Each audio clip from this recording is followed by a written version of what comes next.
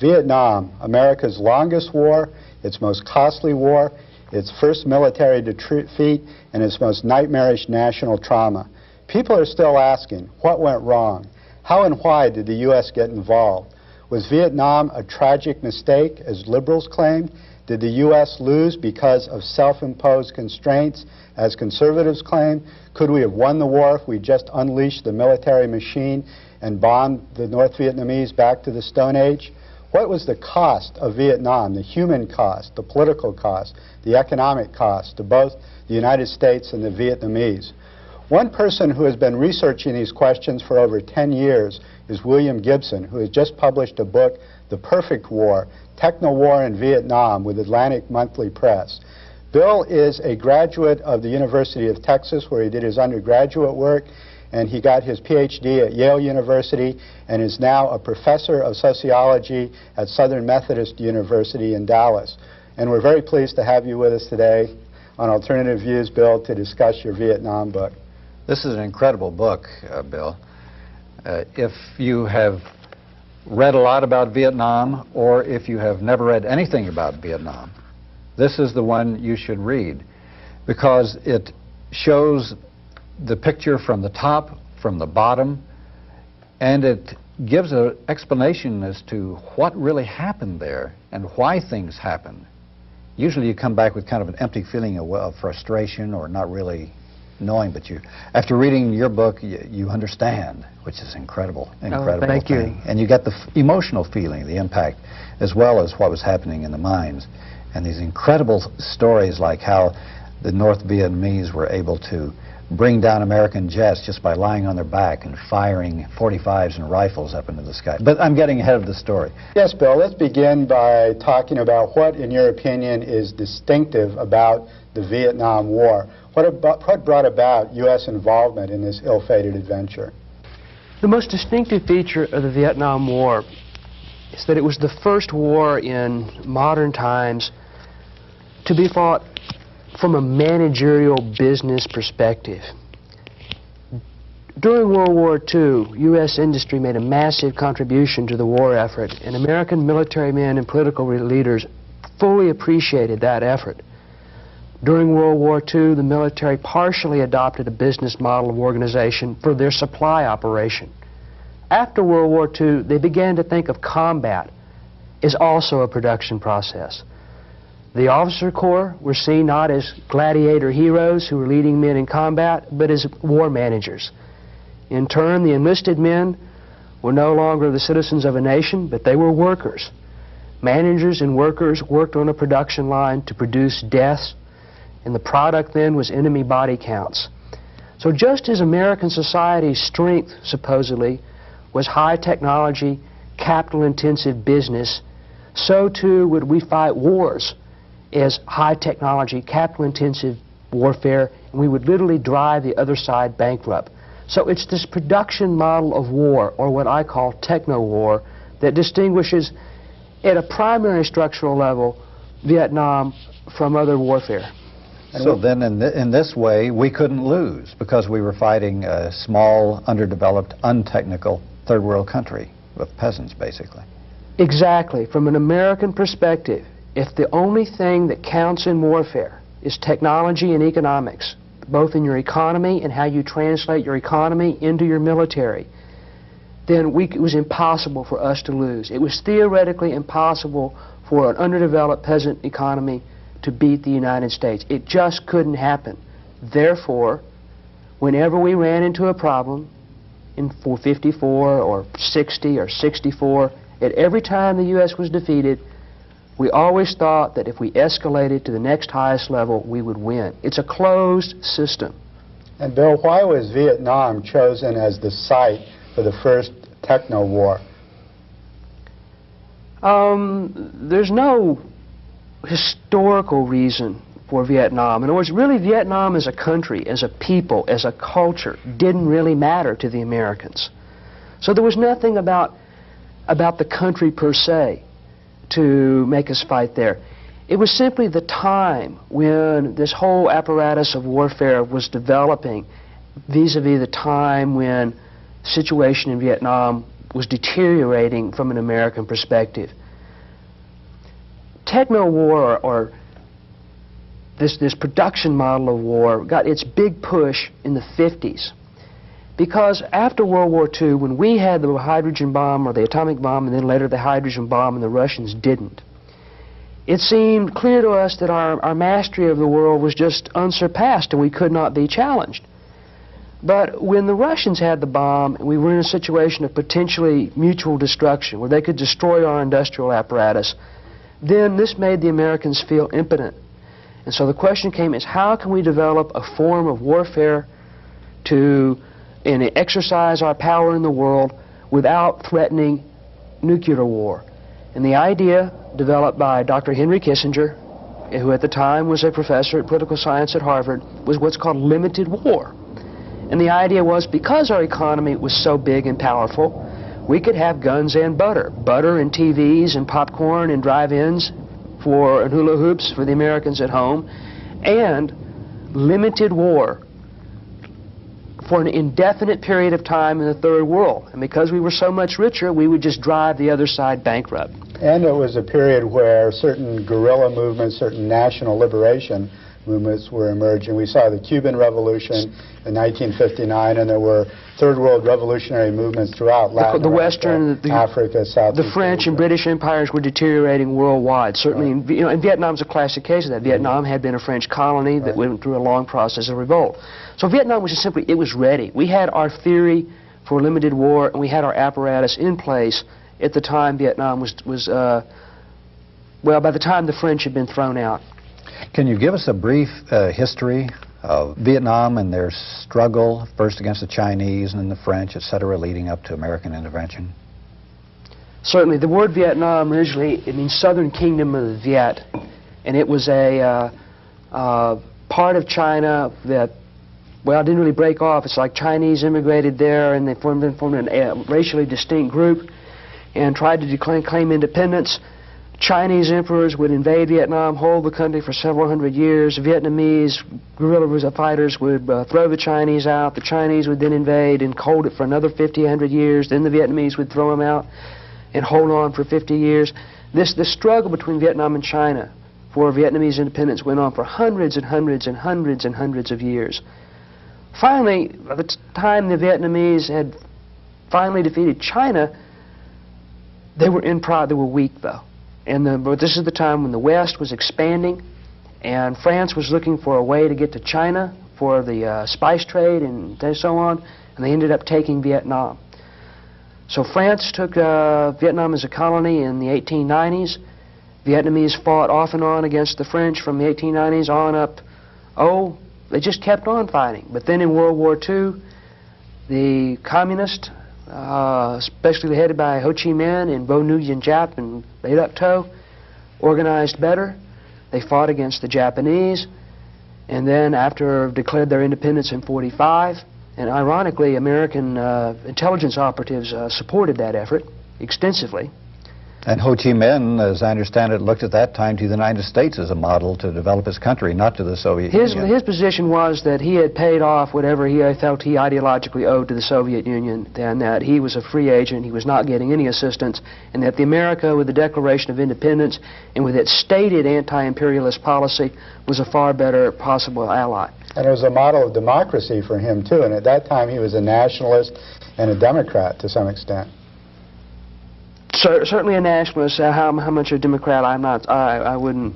He was pretty much. He at least paid lip service to the democratic values and the anti-imperialist. But certainly a nationalist. Yeah. Well, then the Vietnamese defeated the French in '54 after 8 years of extensive warfare, extensive guerrilla warfare. And it's important for us to understand the war in Vietnam was one country. It had been tentatively divided into 3 administrative zones by the French, but warfare was going on in all 3. When the war ended in '54, the country looked like a checkerboard.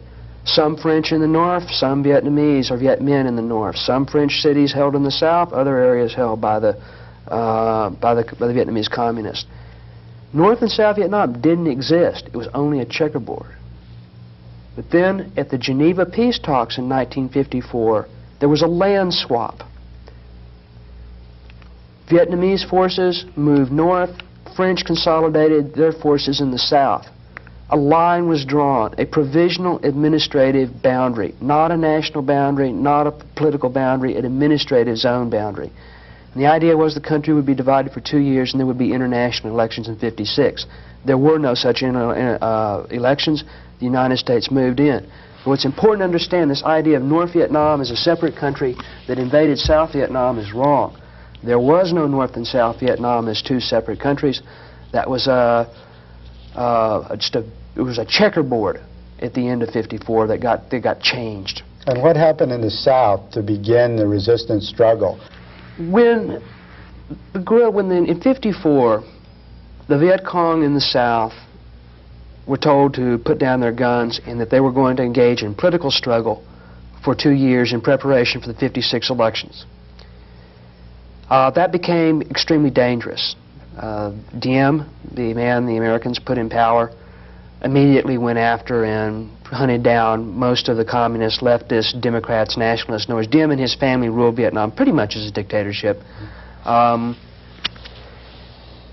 finally, by the late '50s, the local communist and guerrilla and socialist and democratic apparatus was taking casualties so badly that they had to renew the armed struggle to survive. And so simply then the southern cadres put pressure on the North, on the Communist Party, to reopen the military front and have a joint political and military strategy as opposed to simply trying to wait for international intervention or by the United Nations or something. So that's the origin of resistance. And what was the U.S. response to this then? Well, the response was quite simple. This is when the Green Berets, who had originally been formed to parachute into Eastern Europe to organize guerrilla movements in Eastern Europe, got reformulated as counterinsurgency experts, and they were sent to Vietnam by President Kennedy in 1960. There was also a massive increase in CIA operations. The whole idea of covert warfare, remember, and counterinsurgency warfare, remember we had failed at the Bay of Pigs in 1961? Mm-hmm. And so the idea was that we must become experts at fighting these wars of national liberation, and that we must have new warrior technicians who could intervene in underdeveloped countries and fix things.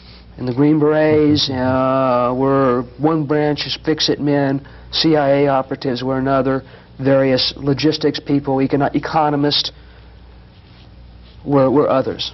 Mm-hmm. We should remember, let's understand the class structure of Vietnam. It's a poor rural society.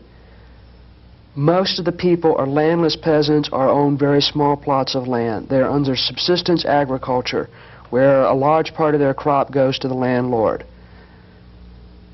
A small landowning class, most peasants are Buddhist with practiced elements of Confucianism as well. A small landowning class, many of them refugees from the north, many of them Catholic, controls the nation's wealth. So Diem and the government, Diem, uses then the army as a mechanism to collect rents. And during the first war against the French, the Viet Cong had redistributed the land to the peasantry. So when Diem came to power in '54 with the army and acted as agents of the landlord to collect years of back rent, essentially the internal class polarization increased one more time. And drove people of the Viet Cong into revolutionary perspectives. Exactly. And then Diem had to use more and more repression as a result of the dissatisfaction of the... And the repression in turn meant that in essence that the Viet Cong or communist forces felt like they had to resort to armed struggle again. So this is why you made your statement in your book that Diem had an army, but he was not a government.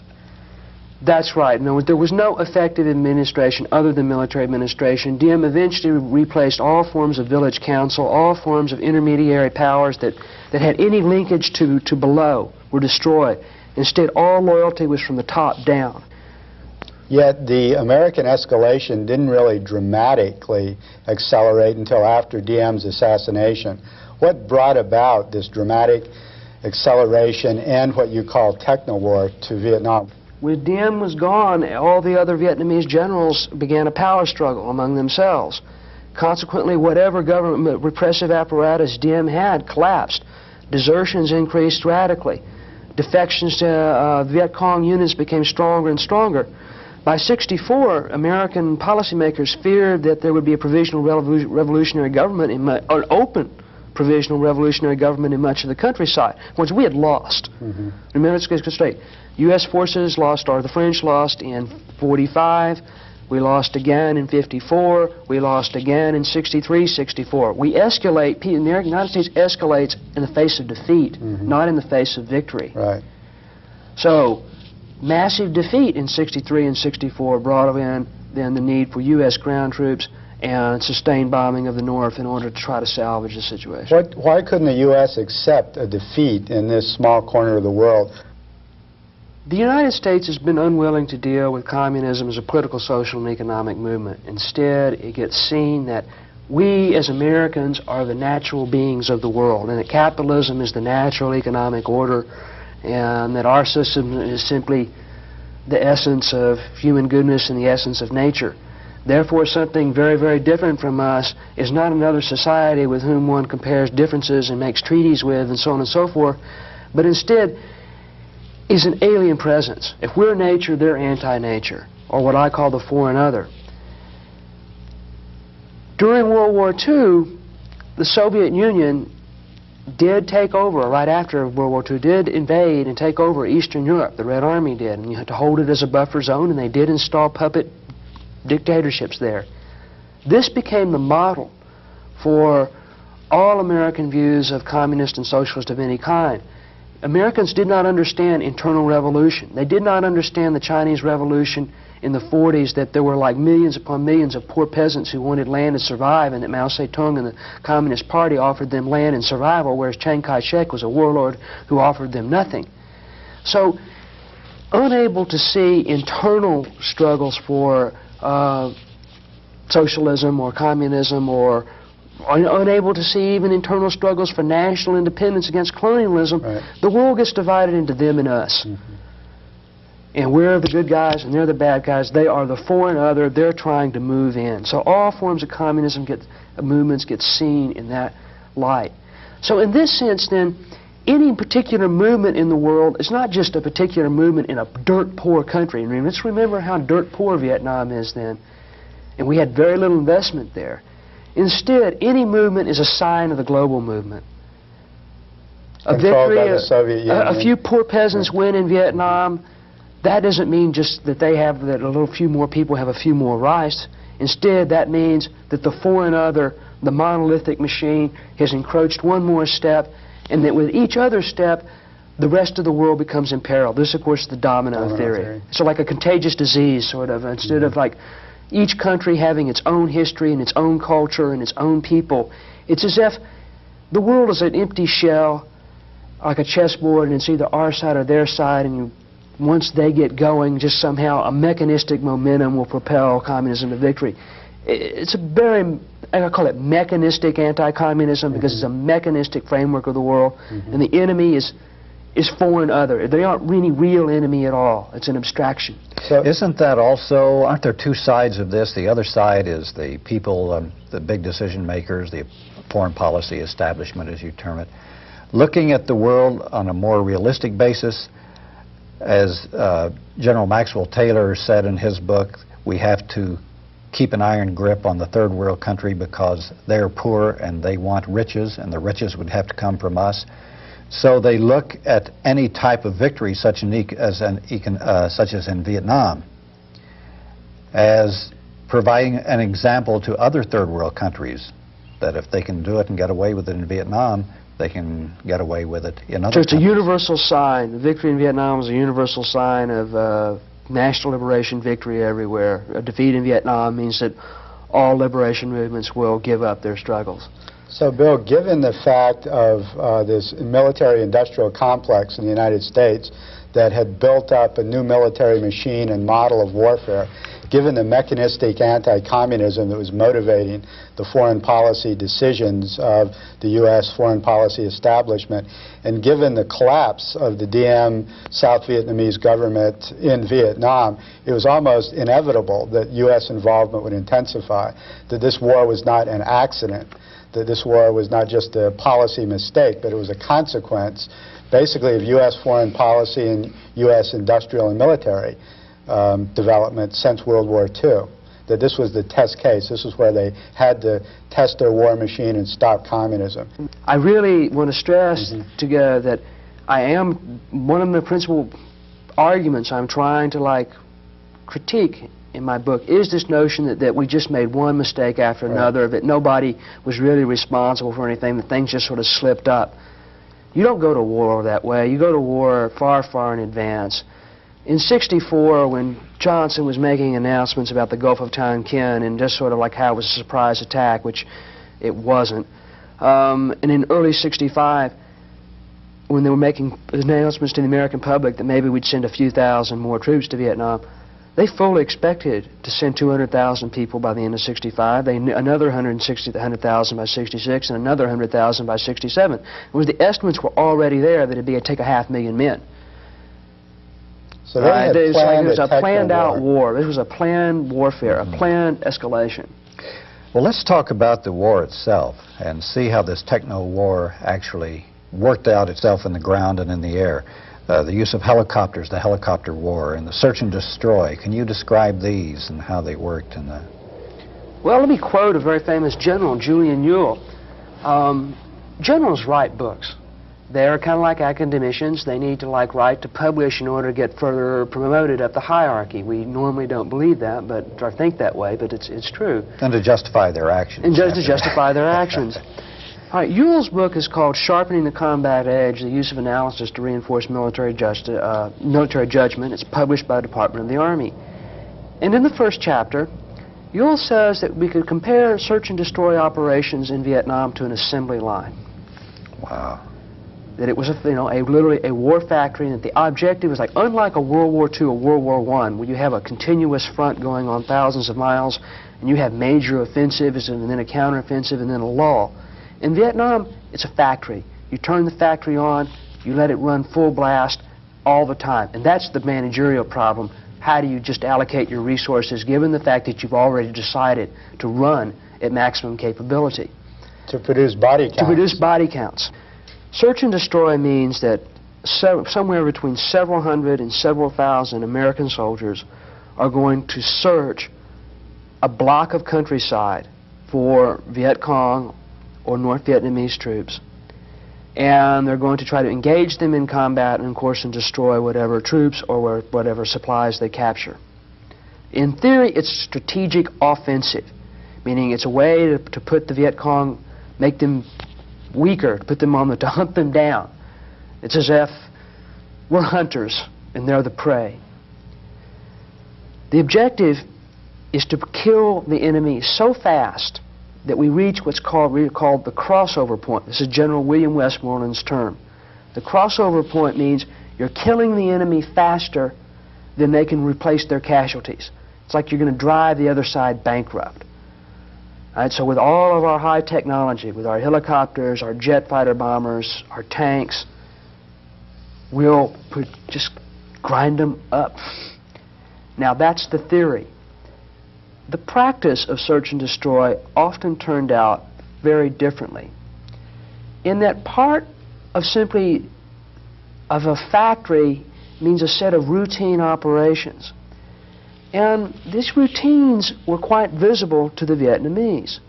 For example, we just didn't all of a sudden show up unannounced into an area and begin the search. Instead, you had to, reconnaissance planes had to go over it. Artillery guns had to shoot smoke rounds into the jungle, into the landing zone, so that all the other artillery guns could sight in so they could fire protective artillery strikes around the landing zone. If you're any kind of Viet Cong commander, if you see a smoke round coming up in the jungle, well, you know that the Americans are getting ready to launch a helicopter assault. There aren't that many clear areas in mountainous territory or in swamps or in jungle. You can tell where the landing zones are.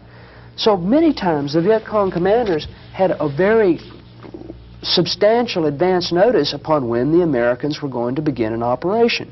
Consequently, they had the choice: do we run and hide, or do we ambush? The Americans then land. The first wave takes the landing zone. The second and third waves bring in more artillery. If you're a Viet Cong commander, you get out your compass and your map. You draw a circle, a radius on their map, and that will tell you, because you know that American artillery, 105 millimeter howitzer, has a 10,000 meter radius. So you know that the Americans will not march further outside the range of their howitzers, so you can tell where the Americans are going to march. Do you run and hide, or do you fight? So the same kind of principle goes on. It's in essence, they knew where we were, but we did not know where they were. And they had the initiative. They then had the initiative.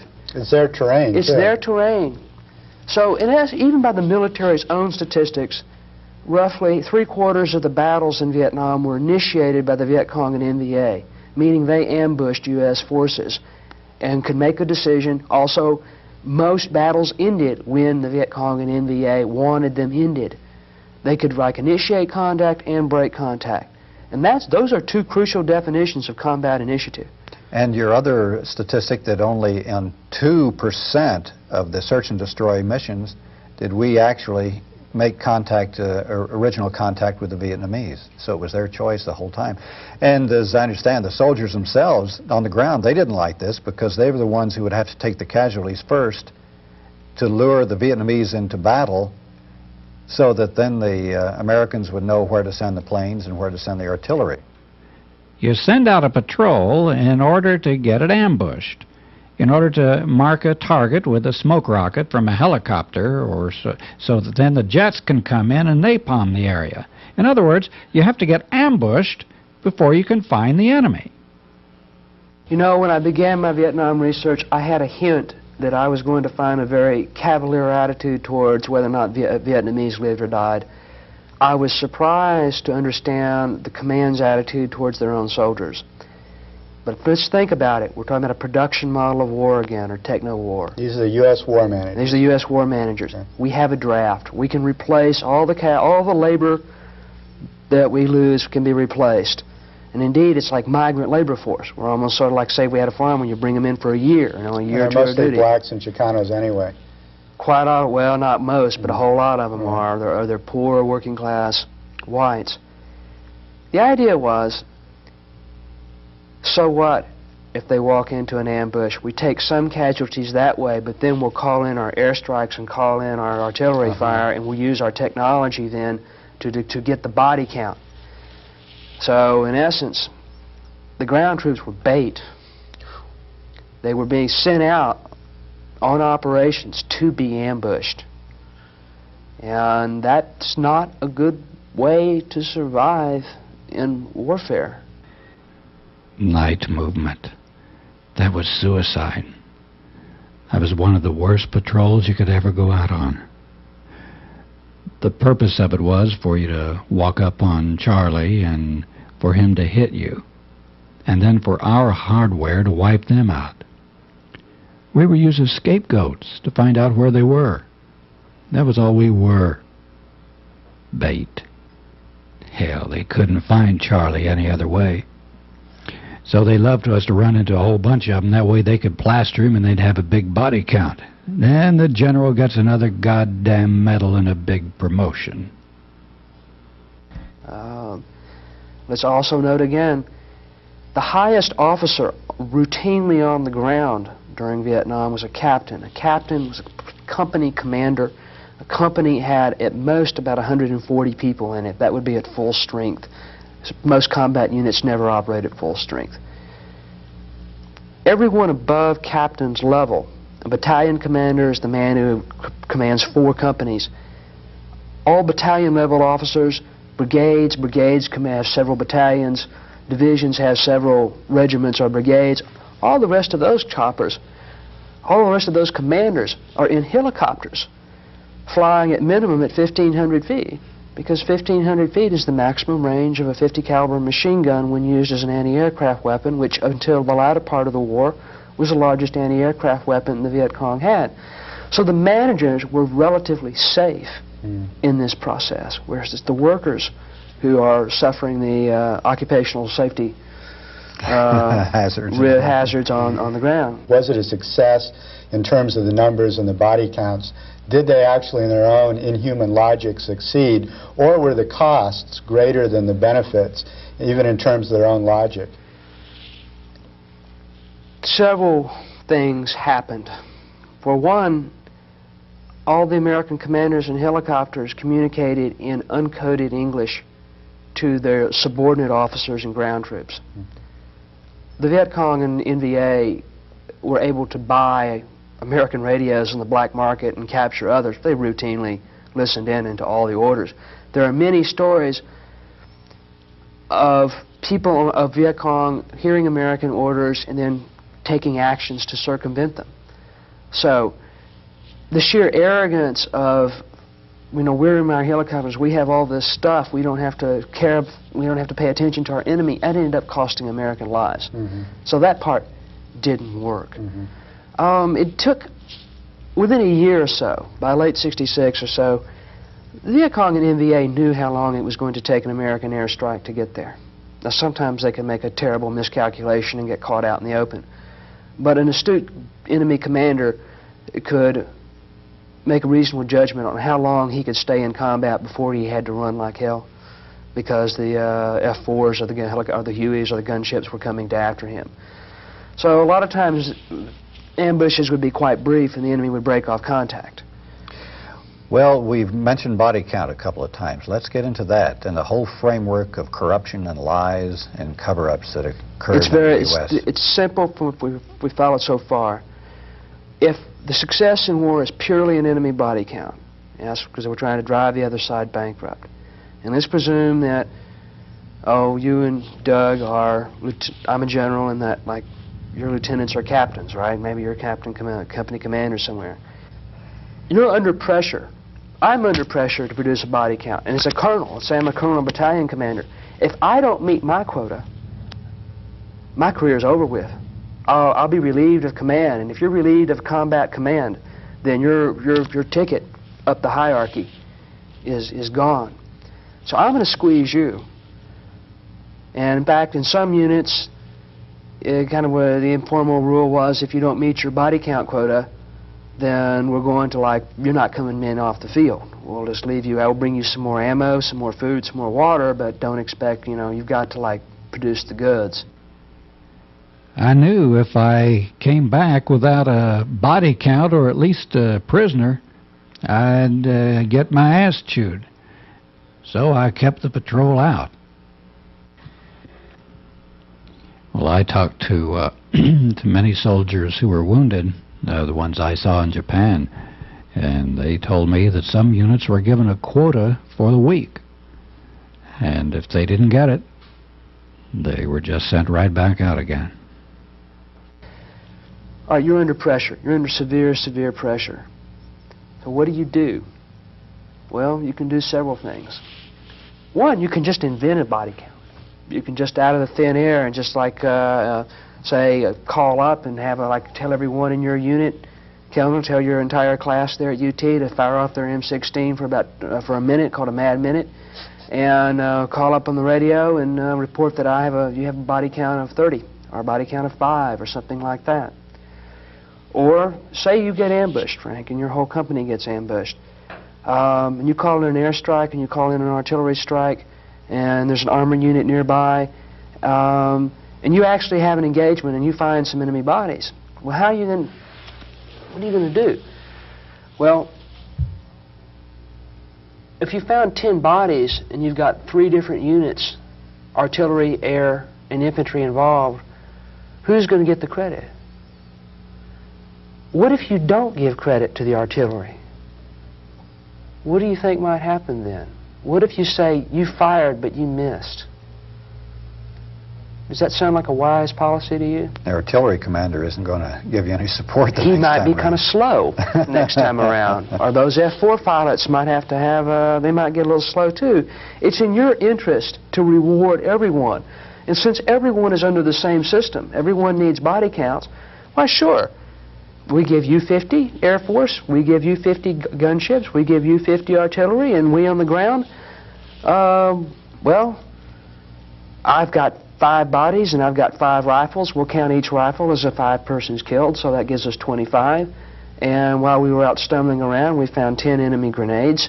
I beg your pardon, 10 graves. We'll count them too. And body parts. In body parts, say we find an arm or a leg, and say because sometimes really when the airstrikes did hit, you can't blow people to smithereens. Unlike the war movie where everyone has a nice discreet death, in a real war, it's quite gruesome. There are stories of where people from different units had to fight over arms and legs to determine who was going to get the kill count for their unit. And of course it got even more pernicious because they would slaughter Vietnamese civilians and include them, I mean children, women, old people, include them as part of the body count as well. Well, we should get clear on that. In some areas of the war where U.S. forces were fighting uniformed North Vietnamese troops, there weren't too many civilian casualties. But a whole lot of Vietnam battles occurred way inside the country where there were Viet Cong, and Viet Cong and the villagers were very much the same people. Well, now on search and destroy missions, they told us to kill everything that moves. So we killed everybody.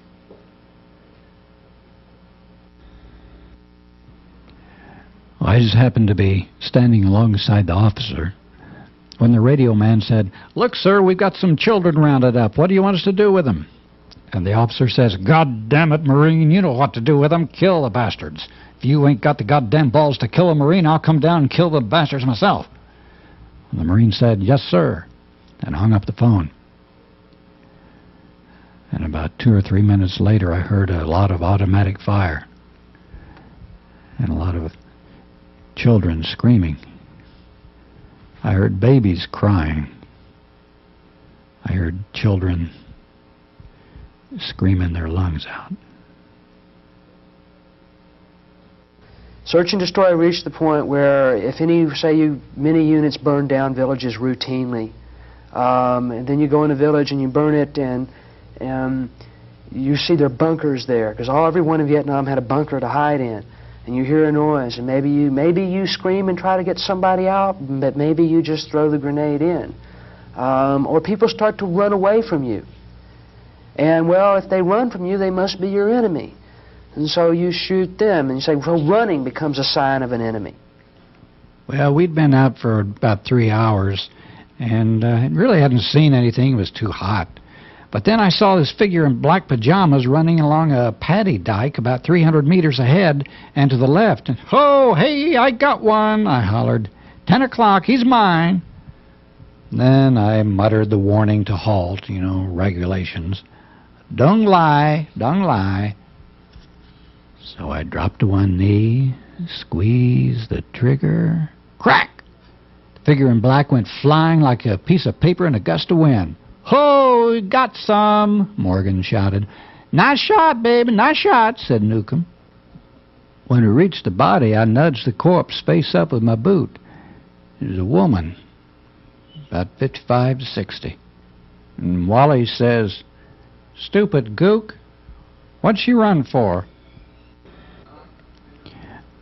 We were in a free fire zone, and we saw a woman and a child running across, and the captain says, "Well, they're running." Well, in the free fire zone, if they're running, they're wrong. They're the enemy.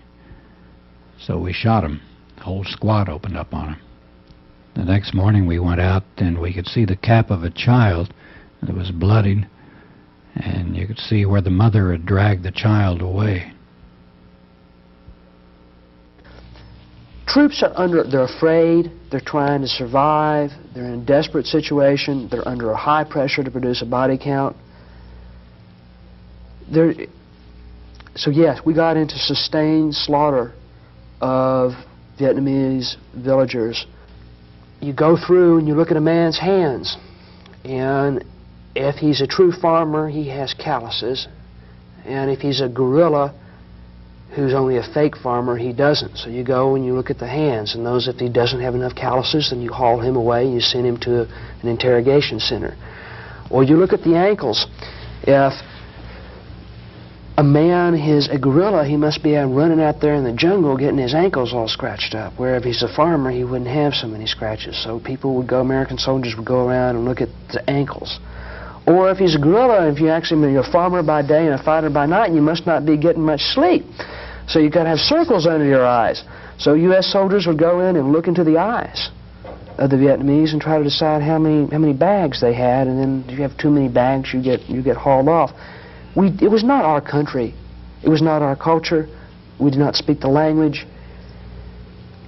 And by the American way of looking at war, language, culture, history, class structure, these matters didn't matter. What mattered is we had the hardware and they didn't. Well, as the pilot of a helicopter gunship, we had a rule about the use of evasive action. Anyone taking evasive action could be fired upon.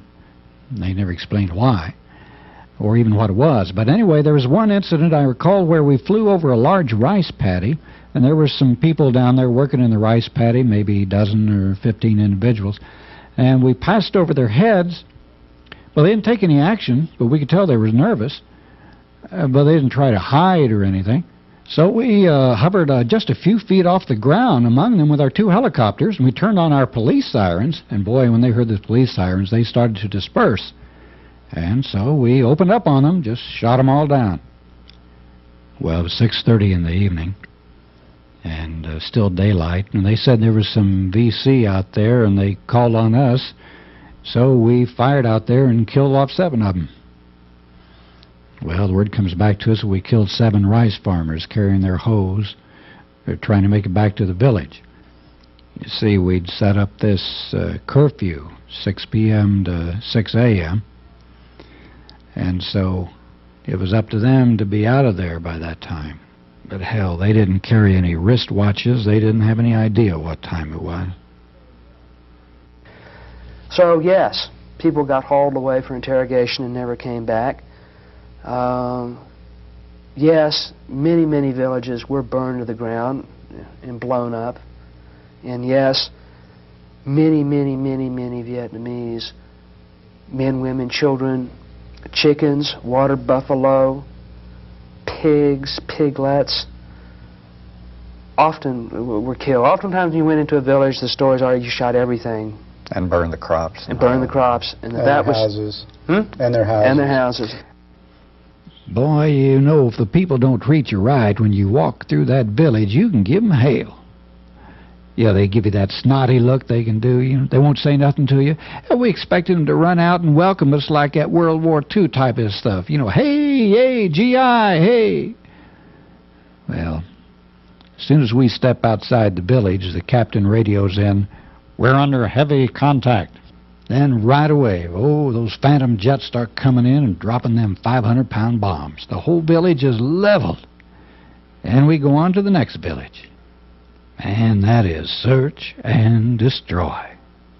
All this was, I guess, part of what you call the Mir Guk rule. Yes, essentially, if it's dead and it's Vietnamese, it's VC. You know, what it is armies have documents called rules of engagements that are supposed to specify when you can open up fire and when you can't. On civilians. Or on whoever, anyone. Right. But they weren't used much at all. Mm. Instead, other kind of rules happen. Like I said, if they run, they're an enemy. Mm-hmm. Or if they have black pajamas, that was one rule. Some units thought that any Vietnamese wearing black garb was the enemy. Of course, all peasants that wore that as their national dress. So there are all kinds of these fake rules that supposedly distinguish friend from foe. Mm-hmm. But all these rules were wrong in that we just didn't know the culture. They were kind of like fabrications that Americans invented to try to make themselves feel legitimate about who got shot. Mm-hmm. But ultimately, people saw through this and said, look, what's in practice is this is the Mir Guk rule. If it's dead and it's Vietnamese, it's VC. Any Vietnamese we shoot, we're going to count. There's also the factor of racism, too. I wonder how much they would have done this if they'd have been fighting Germans. Oh, it's probably much less. Of course, it says Guk, slope, slant, dink. One definition of a dead Vietnamese was believers.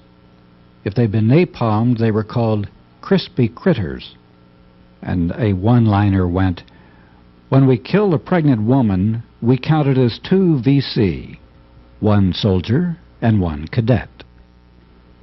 Now what you do is you load all the friendly Vietnamese, onto ships and take them out to the South China Sea. And then you bomb the country flat. Then you sink the ships. I'd like to burn the whole country down and then start again with Americans.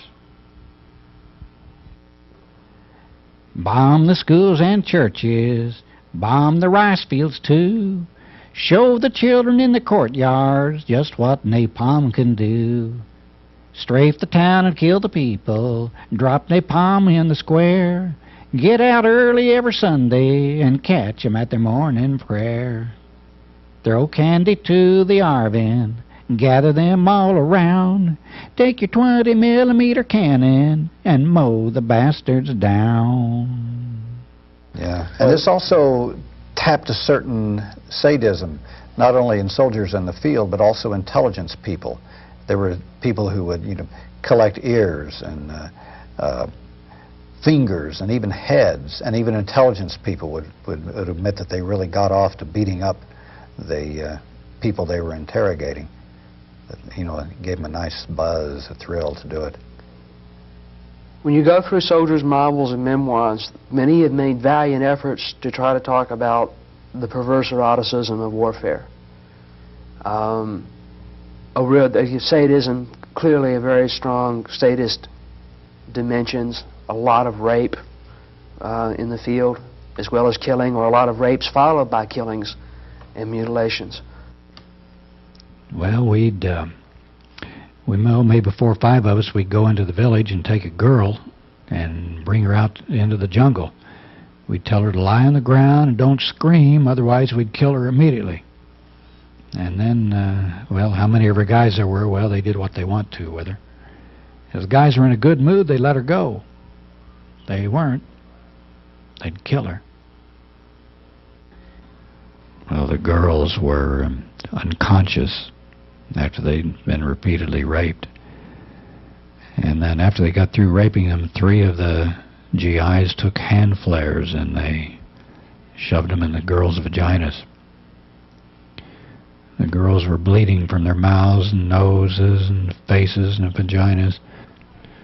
Then the GIs lighted the exterior portion of the flares, and they exploded inside the girls.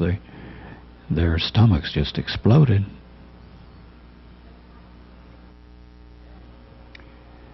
Well, one day I was driving driving on a back road, and a guy comes over to me and he says he needs some gasoline. Didn't say why. Well, I look over and I see this girl, and she's stripped and she's tied to 2 wooden stakes. I don't know what they'd done to her before I got there. Well, they poured gasoline all over the girl and they lighted it. They lit it, and then they just stood there and watched her burn up. If you look at a body count system and you see if that's the only thing that counts, right? The body count. If that's what rewards and punishments are distributed by, if that's your ethic, and if your own command doesn't really care whether you survive, then clearly you're in a world where anything goes. It becomes a brutalized war for survival. It becomes a war for survival, or a war to hold on to your ethics. I think a good example of this, Oliver Stone's movie Platoon, which is currently in releasement, shows a U.S. military unit that's severely divided between one group who commits atrocities and others who thinks it's a horrible, horrible situation. And I think that's a good illustration of probably the kind of dynamics that occurred in many, many units. It isn't as if everyone is a killer or a sadist. It's as if you're in a structure where a significant component of your troops engage in such behavior, but not everyone. So it seems that then, we talk about atrocities, and we talk about My Lai. When you use that term atrocity... It applies an exception to the rule. That's not a good way to look at it here. But My Lai and atrocities were just business as usual. Yes. My Lai seems a little well organized, in particular well organized, but certainly Certainly My Lai wasn't the only village in Vietnam that was burned down and where everybody inside it was shot. That is not true at all. In fact, Bill, it was precisely this inability on the ground war to distinguish between friend and foe, VC and peasant farmer, that led to the next dimension of techno-war, the pacification programs. The fact that they weren't able to tell who the enemy was meant that they had to clear out the whole countryside. Certainly. Simply, if you can't tell friend from foe, then you depopulate the countryside and move them into concentration camps and move them into urban slums. It's not easy to depopulate a countryside. There are several major techniques. One is defoliation. You simply destroy the food base of the country. And this is where Agent Orange comes in. Agent Orange and Agent Blue and Agent White were sprayed on millions of acres of cropland. Other millions of acres of forest were defoliated. So with the food base gone, people have to move. Secondly, certainly bombing attacks on villages, which were quite extensive, encourage people to move. And then third, actual search and destroy operations where villages, some of which everyone is killed, others of which you simply surround the village, move everyone out, then burn up the village and remove them. These three modes. Millions and millions of Vietnamese lost their homes and were sent to concentration camps into urban slums. And what's so interesting is the Americans saw this as progress. This was urbanization. Rural is bad, urban is good. So even though they have nothing, it was brought as seen as a sign of progress to bring Vietnamese in where you could show them TV and make them work in American bases and so on and so forth. It was seen as having a more sophisticated job than being a peasant farmer. This is also part of that same syndrome of not seeing the enemy as a culture or as individuals or people, but seeing them just as mirror images of ourselves. Like the bombing of North Vietnam was supposed to hurt them if they destroyed their capacity to have consumer goods. Certainly, and so the same idea, you would think from the American perspective that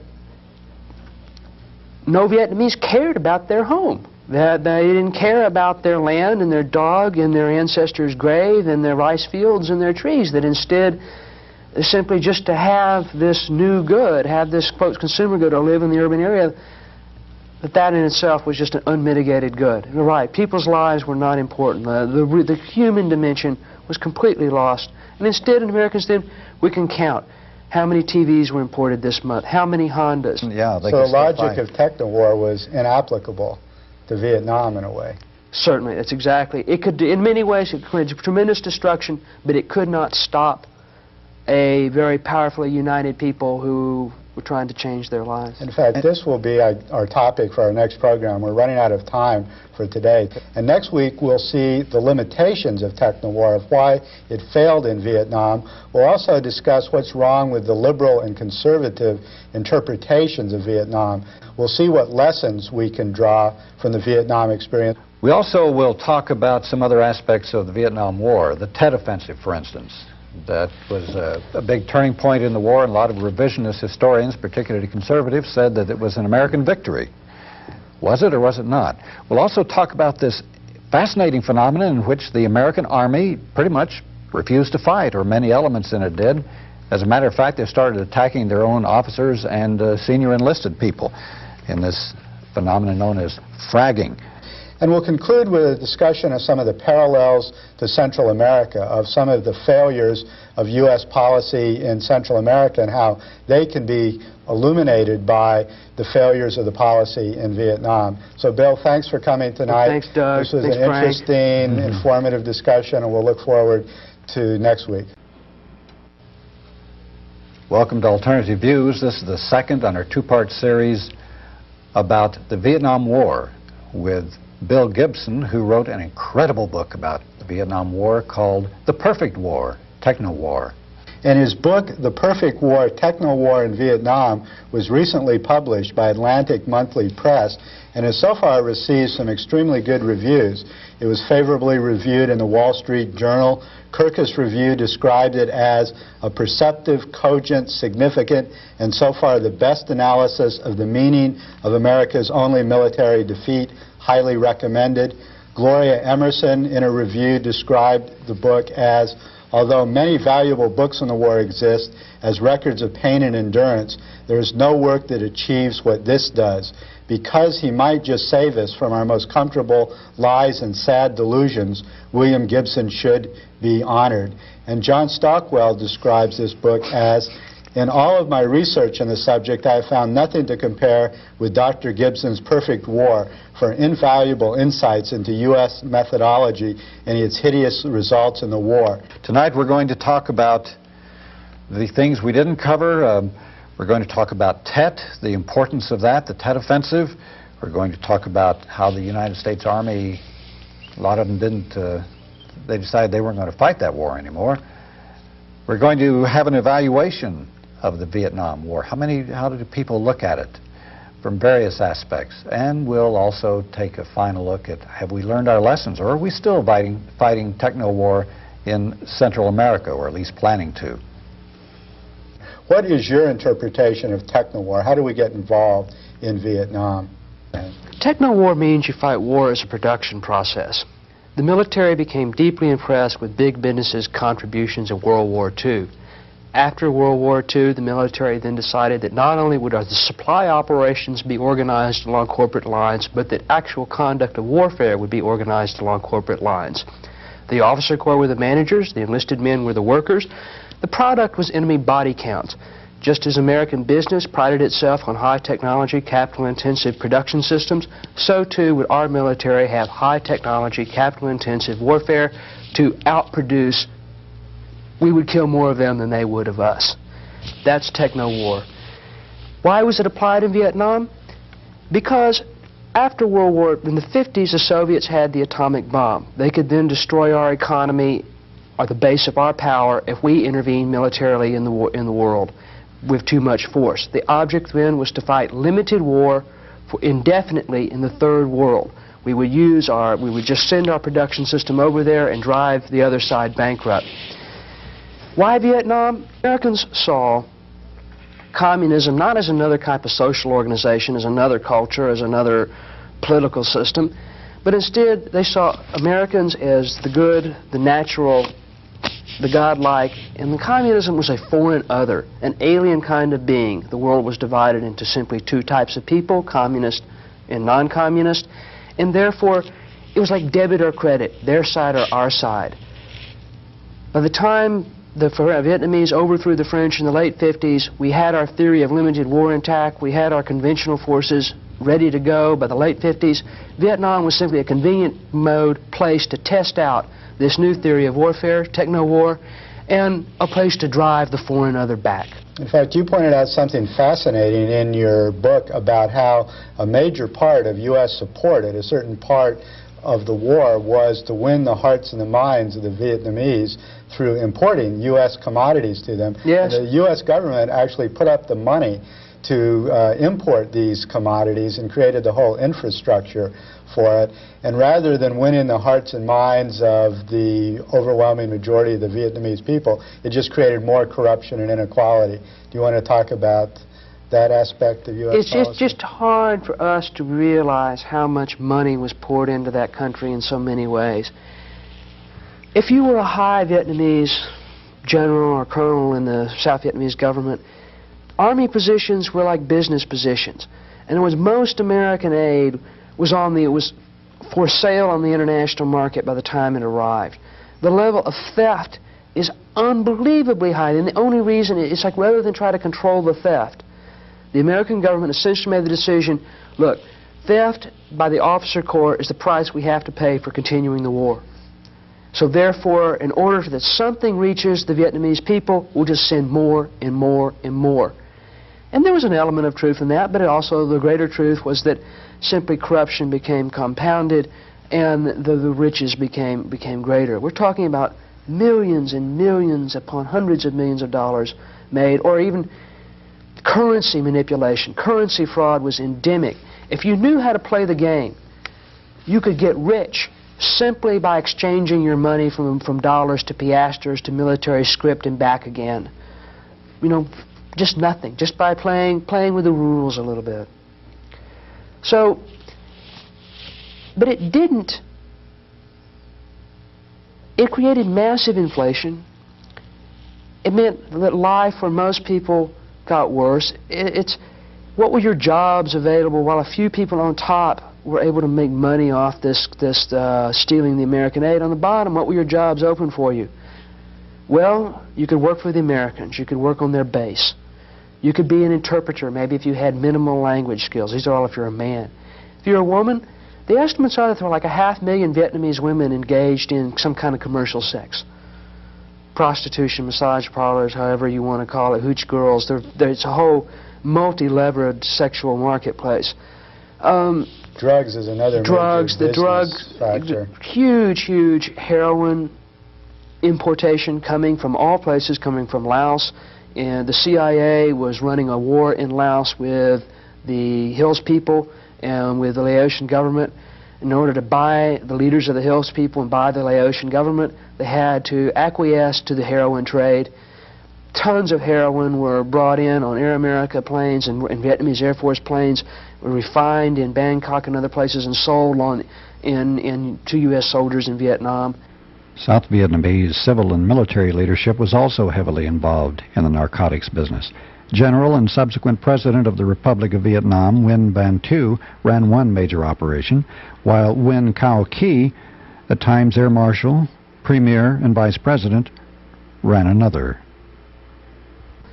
For orphans, what could you do? Shoe shine business wasn't something kids had to make money on the side. Shining shoes was life or death issue. Going through garbage dumps. You know, a very dismal life in this new urban Vietnam, not a consumer paradise. And then the other hand, you had the black market, where, as you say in your book, you could buy anything. You could even buy tanks, armored personnel carriers, and of course the Viet Cong were tapping Vietnam into could this. equip themselves whenever they needed American goods. They could equip themselves without any problem. Yeah. The other aspect of U.S. policy was air war. Part of your most brilliant chapters and descriptions in your book are of the magnitude and nature of the air war in Vietnam that was mainly, I guess, directed against North Vietnam. Do you want to discuss some elements of air war? If war is a factory, then clearly when you look at air war, we've got the biggest factory and they have nothing. By American reasoning, the North Vietnamese should have given up the day the first bombs dropped on North Vietnam because they had such a small industrial apparatus, such a small number of bridges and things that you would think they would have just given up. But they didn't. They were willing to sacrifice their industrial apparatus. They were willing to absorb massive casualties. And indeed, contrary to American mythology, where the Viet Cong were simply being totally supported from the North, roughly 80% of the supplies the Viet Cong used, and even the 80% of the supplies the NVA used, were raised in the South. A small number of supplies were sent south. It couldn't be stopped. No matter how hard the U.S. bombed, no matter how much it escalated its campaigns, no matter even after they closed the ports at Haiphong and started systematically bombing the railroad lines between China and Vietnam, it couldn't stop it. The number of supplies wasn't that great. On the other hand, the air war did mobilize the North Vietnamese people to a considerable degree. Everyone had a job of one kind or another, either repairing the railroads, repairing the roads, or taking over industry, or working in agriculture. So it mobilized and consolidated that society to carry on, much like the Nazi attack on Great Britain consolidated British morale in World War II. But on the other hand, people used to say, well, we ought to bomb them back to the Stone Age, and we just practically did, didn't we? Most people don't recognize that the United States Air Force and Navy dropped between 8 million and 15 million tons of bombs and rockets on Southeast Asia. In all of World War II, the United States dropped 2.1 million tons. So the minimum estimate then is about 4 times greater than World War II, and it goes up to almost 8 times greater than World War II. In Westmoreland's 1967 report, he has a target category summary, and the largest category in there after vehicles is buildings. When you listen to the reports of foreign observers on the ground, what they report is just about any modern stone or brick structure over one story was hit. Because those were the only things that looked like targets. And in essence, a lot of those were churches, a lot of them were hospitals, a lot of them were schools. Yes, North Vietnam was bombed back to the Stone Age. There's no doubt about that. But because they were not fighting a techno-war, that they were still... It did cripple them. Now, we saw in the previous program where this production and assembly line type of attitude resulted in the demand for body count for the land troops. In the air war, they also had production quotas, did they not? And the organization of this was, the unit of measurement is called a sortie. That's one flight by one airplane. And Air Force squadrons, wings, Air Force, large units have rates of production that they are supposed to meet. The Navy and the Air Force and indeed were in competition with each other to see who could, quote, be the most productive. Therefore, the object was to fly as many missions as possible within a finite period of time, like a week or a month or whatever. So rather than pay attention to really what you were bombing or to pay attention to the safest way to protect your pilots and the way to minimize civilian casualties, instead, military war managers devised ways to maximize sortie rates and consequently entered into serious irrational behavior. Like in ground war, where U.S. commander treated their own ground troops as expendable, higher command treated pilots as expendable. They would often be sent on missions on, say, looking for trucks in the middle of rainstorms when it's impossible to see trucks because the ground, you can't even see the ground when you're 500 feet above it. But that keeps the sortie rate high. Or also, say you're supposed to, it's raining over a given target and the target's clouded in, but you still send your planes up there every day, 5 days in a row by the exact same route in order so that, because that's simply, it's like a factory, you keep doing the same routine. Well, we sure telegraphed our punches. There weren't all that many targets in that area, and it didn't take too many smarts to figure out about where the Air Force was headed. Especially when we headed them there day after day, making them fly up to the target before making the go or no-go decision on the weather that we already knew was not acceptable. Then we turned over the target and came back again the next day to try again.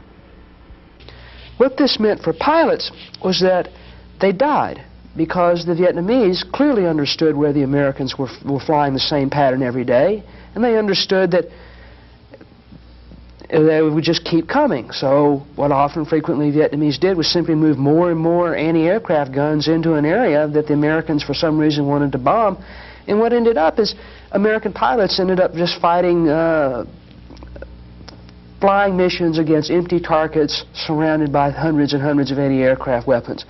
And in this way, by telegraphing our punches, American pilots died.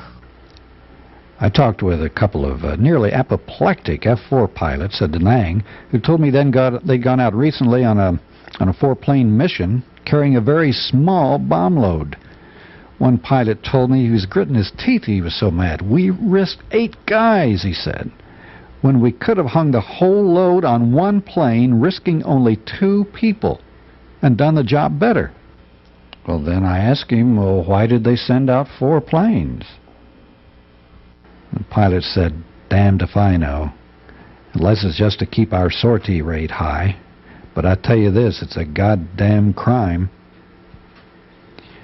Well, I heard about this sortie business on aircraft carrier Constellation. The Navy pilots had told me they could do a better job with a few A-6s operating in the safety of darkness than with all those Skyhawks skimming around with light loads in daylight.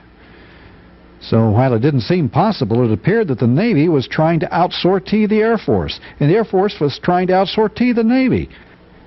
And the guys who were flying the sorties took a dim view of it. You had an incredible story in your book about how the North Vietnamese would actually bring down the American jets with handguns and rifles. That almost seems unbelievable to us. In an advance, from an American standpoint, it is unbelievable. in that you only see advanced technology system like a jet fighter bomber needs another advanced technology like a SAM missile in order to bring it down. And there is some amount of truth in that. But North Vietnam underwent a tremendous social mobilization. Part of that mobilization involved giving almost everyone a gun, either a pistol, a submachine gun, a rifle, or whatever, or light machine guns. The entire society was organized as a giant anti-aircraft system.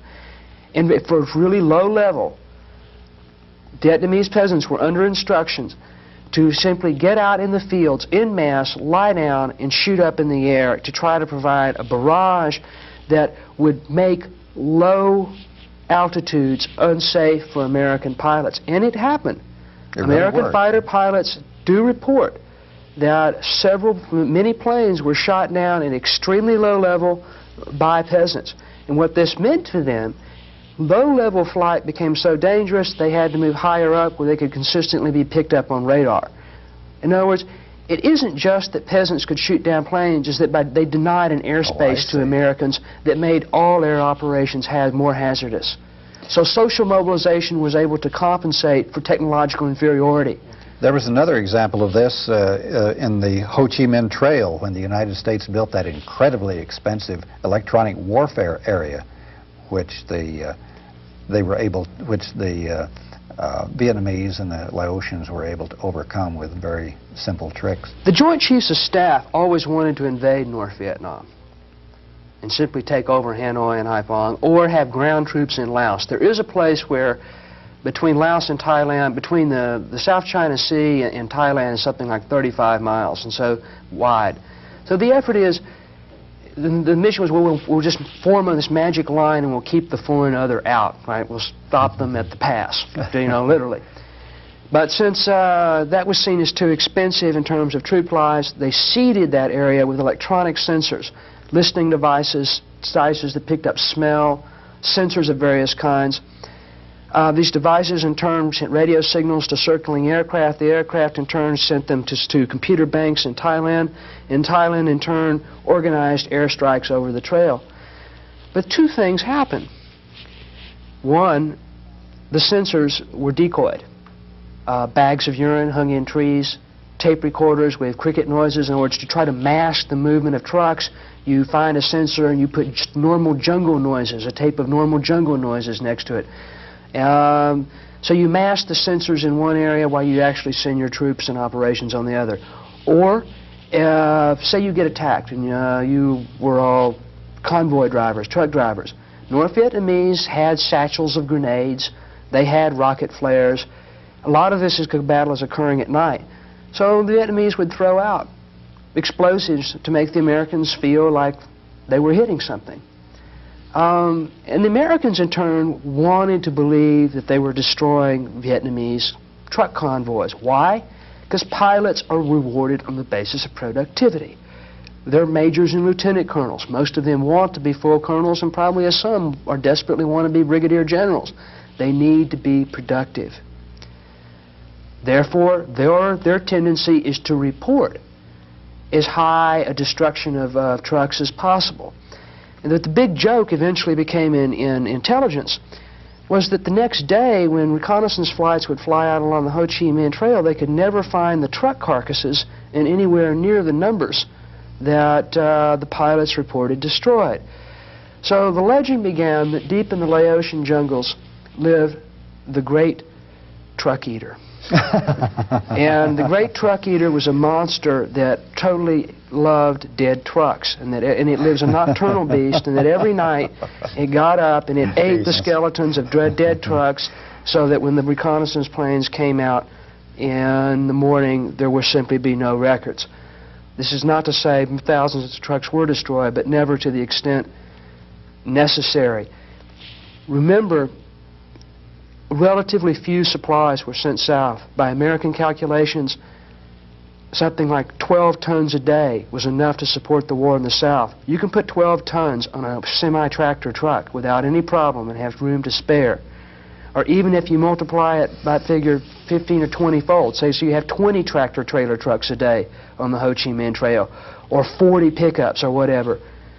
That's still such a small number that even a very extensive air war has a hard time or cannot stop that level of supplies. Bill, most of the military generals and participants in the war whose memoirs you read and documents you studied indicated that the U.S. really won most of the battles of the war, that the U.S. And their records, yes. Right, was on its way to victory, and in particular there's a right-wing revisionist view that the U.S. could have won the war at the time of the Tet Offensive. Right, the U.S. buildup of main force units, ground troops, began in '65. By the end of '67, we had somewhat over 400,000, I think 450,000, maybe even as high as 500,000 troops in country. According to American records, the official records kept in the Pentagon and kept at Military Assistance Command Vietnam, we had just about destroyed all the Viet Cong troops. They were all nearly decimated. Now, why was that? Because our records were falsified. Right. As we began, as I talked about last time, once you move into war's production process and the officers or managers, they lose their sense of fidelity to their subordinates below and sense of their fidelity to the truth. Upward mobility, just like in business where man would be going up, up the ladder is the name of the game. That was the ladder in the military. The currency in warfare was to report the body count. So everybody upped their body count. Fake body counts were routine, not the exceptional. And at each level, the body counts kept getting higher and higher. As the reports went up the chain of command, the larger the figures became. Well, the first report I would send in was from the facts, from the information we collected, and it was objective as it could be. Then we sent it in, but then it would always come back, doctored up from higher headquarters. That was standard operating procedure when I was brigade historian there. So the result is that the battle news was edited and revised until it was acceptable to the higher-ups. Hell, I've been ordered to write open lies on our civil aid program, such as increasing the 15 English classes to 300 to make it look good to the politicians and the people back home. And I've been ordered to raise the figures for food distribution in refugee villages. But I've also had to retype battle reports omitting certain facts and thereby turning a North Vietnam Army victory over superior American forces into a U.S. victory. So on paper, we had won. But in reality, two things, that was part one of our victory. The second point was, in 1967, the American higher command decided that Viet Cong guerrillas no longer existed and so they abolished them on paper. Because just like American forces, we don't have any part-time guerrillas or full-time guerrillas. And also, do guerrillas have tanks? Do guerrillas have helicopters? Do guerrillas have heavy artillery? They don't have as much hardware as we do, so they aren't really a threat to American units. So several 100,000 Viet Cong guerrillas were abolished from what's called the order of battle. So once you eliminate the guerrillas on paper, and then you have a lower total estimate of enemy forces, and you have an inflated estimate of how many of those you've killed, well, we'd won. Lyndon Johnson desperately needed a political victory in the fall of '67. So he got General Westmoreland to come back and say, we're winning, that we're soon going to enter into phase 3, and that is we're going to mop up for a couple of years. Now, what was happening in reality? In reality, the Viet Cong forces, the local forces, had expanded radically from 1964 through late 1967. According to U.S. figures, there were only about 200,000 Viet Cong. But when one CIA man started going through the files and trying to refigure things, he calculated about 500,000. And let's understand what that means. If the CIA man is doubling the estimate, that essentially means they don't have any idea of how many of them are there, but it means a double is probably the highest figure he can get away with and still be listened to by anyone. So, in reality, the enemy is gaining strength. We have through the Viet Cong. We have North Vietnamese participation still around 50,000 troops a year being sent south in the border zones along the Cambodian and Laotian borders and in certain the I Corps, the north of the country. And the U.S. strategic offensive had failed of search and destroy. The bombing operations had failed. In late January, early February 1968, the Viet Cong forces attacked en masse simultaneously for the first time.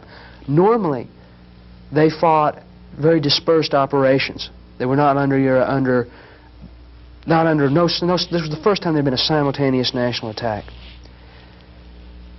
The attack succeeded in driving, it ended the pacification war. All the units involved in pacification were driven out of the countryside into the cities. Almost all of the Vietnamese and American ground force units were driven out of the countryside back into the cities to defend the cities there. And some Viet Cong forces entered cities, Saigon, Hue, regional capitals, and we began to battle in the cities. Now what happened? After a few weeks, the Viet Cong withdrew from the cities. Their casualties were extremely high. They had not anticipated that the Americans would bomb and conduct artillery strikes inside the cities, but they did. So a large part of South Vietnam was reduced to rubble. Their casualties were high, but the Americans and South Vietnamese army units were gone from the countryside. Desertions had been massive, and the Viet Cong were able to recruit many people. Now that there were no opposing forces in the countryside, their political cadres were able to surface. So they were weakened in many ways, but on the other hand, they had achieved a decisive victory in driving their opponents out of the countryside. Now, from what is the legend then, because American forces were able to kill many of the commandos and Viet Cong troops inside the cities, the Americans, General Westmoreland, declared victory. Of course, this ignores the fact that although he's driven the Viet Cong out of the cities, he himself has been driven out of the countryside, and they just made a mockery out of his own previous claims of victory. Also, it's clear to many people that there were far more enemies in South Vietnam than the Americans have been willing to admit. Westmoreland then made a troop request for another 200,000 soldiers. This troop request went under severe analysis. And essentially what was found was that if within the production model of war, if you were just going to fight the same kind of warfare but simply add more resources to it, still the Viet Cong alone, just the people in the South, could fight on for another 4 or 5 years, or at least 3 years to 4 years, and then with any with significant North Vietnamese participation, they could fight on 10 to 20 years. In other words, we just could not drive the other side bankrupt. And you're saying that the North Vietnamese Army basically hadn't participated not all in that Tet, much? not in Tet. The North Vietnamese Army did not participate in Tet. Okay. In fact, in most of the war, they really played a minimal role when you consider the number of Viet Cong troops in proportion to the number of North Vietnamese Well, troops. that's true up until 68. After 68, they entered the war in larger numbers. Okay. The Viet Cong were hit. In other words, certainly the conservative claim that the Viet Cong took severe losses in the Tet Offensive is true. The claim that they were decimated and defeated is false, and the claim that the Americans won Tet is false.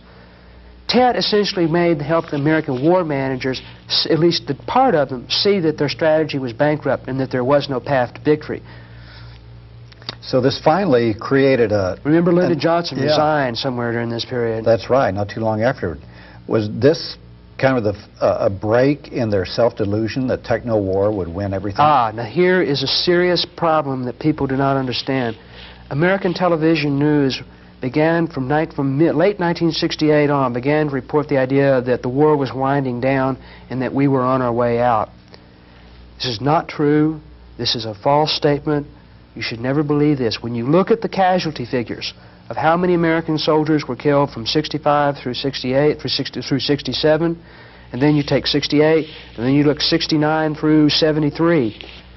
The 69 through 73 is just about, is within a couple of hundred, as high as the number of killed 65 through 67. So in other words, search and destroy continued way on until late 71. So what was it then that finally convinced the U.S. foreign policy establishment or the U.S. public that Vietnam couldn't be won?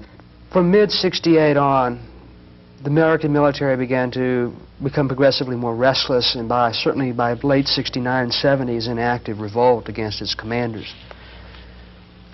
Remember that 75% of the battles in Vietnam were initiated by the enemy, and the average American grunt spent his tour of duty, those few who were combat troops, spent his tour of duty walking into ambushes.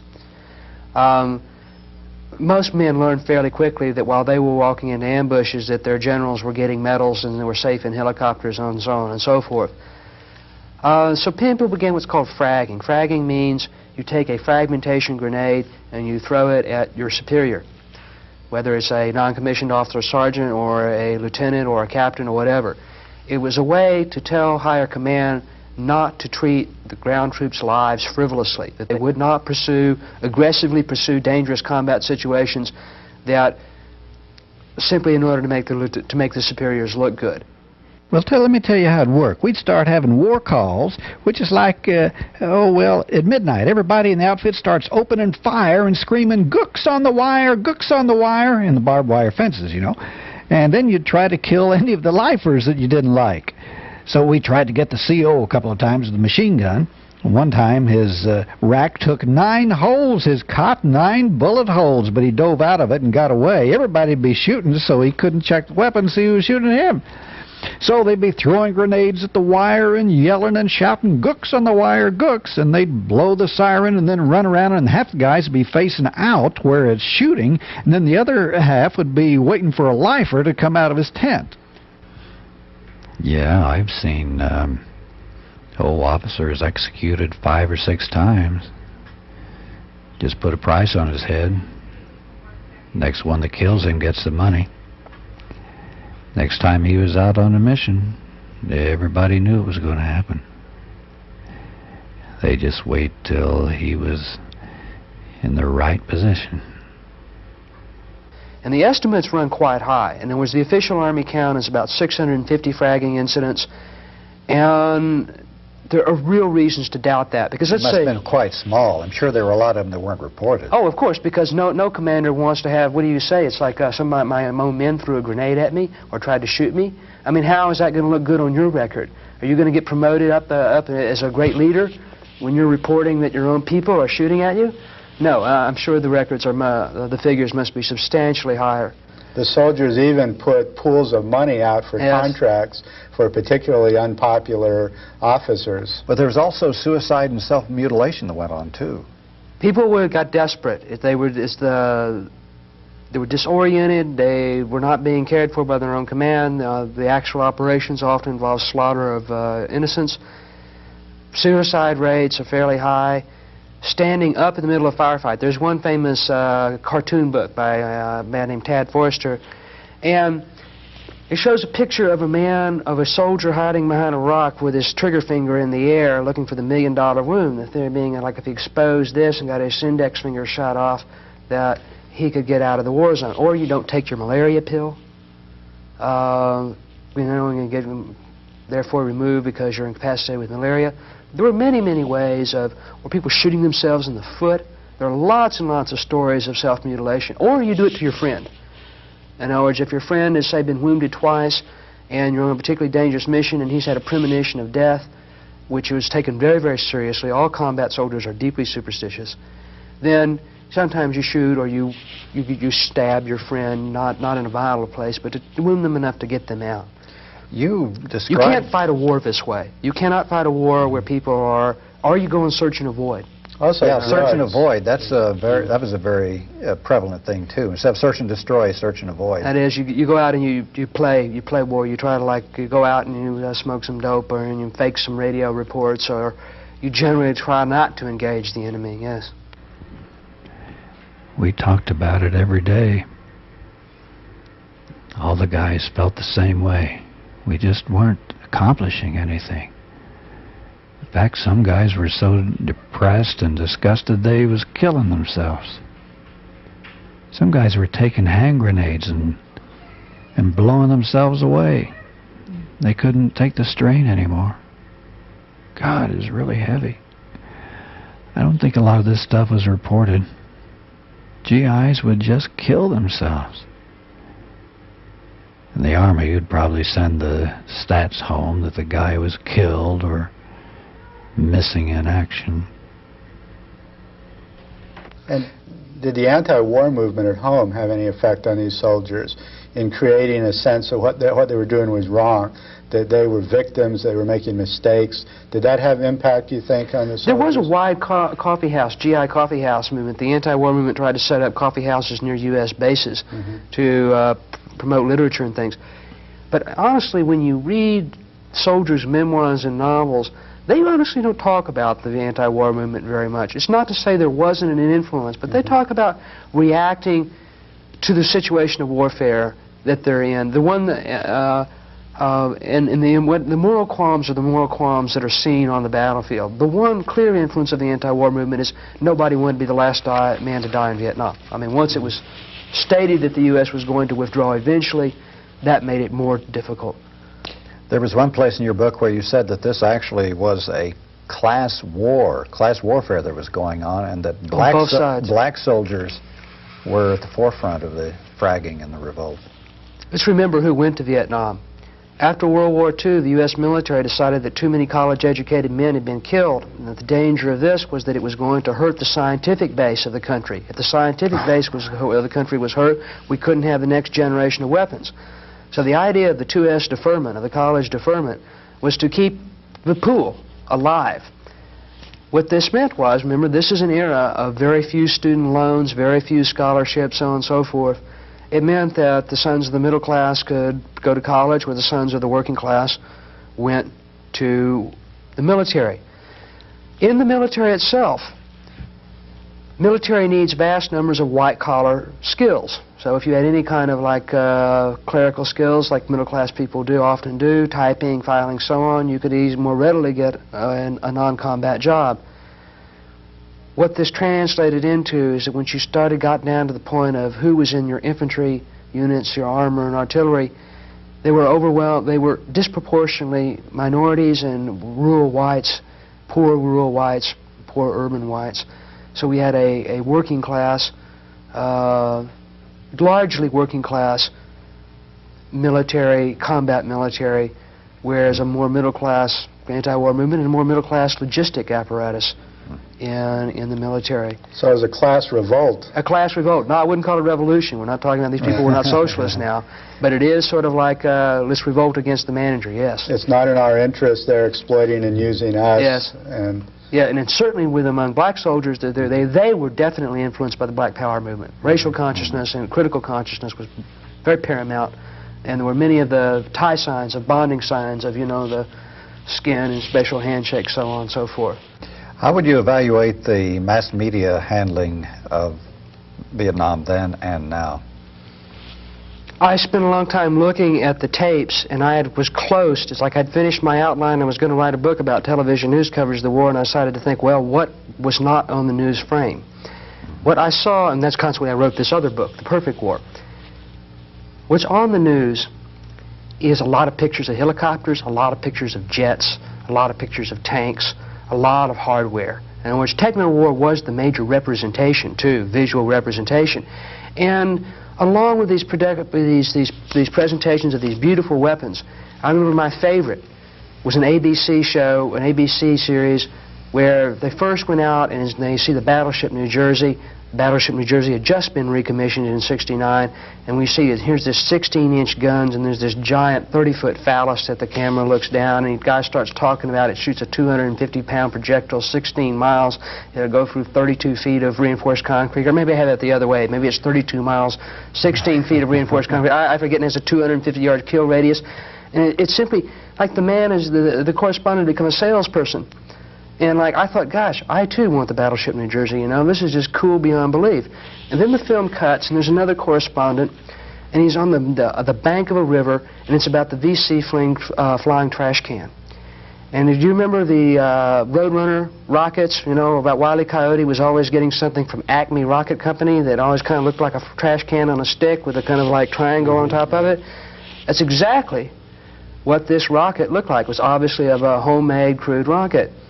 And the contrast is so great, and it seems like American victory is so ensured because of our technical superiority. Of course, what they don't point out, the Viet Cong who fires that rocket knows exactly what he's shooting at. Was the battleship New Jersey very rarely knew where its bullets were flying. So that's what the people saw. People saw that. People did not see very many dead people. There were very few. The death convention on the news was much like a war movie or westerns. No real gore. And they saw a body count each week which showed that we were always winning. We saw one village was burned in 1965, that's it.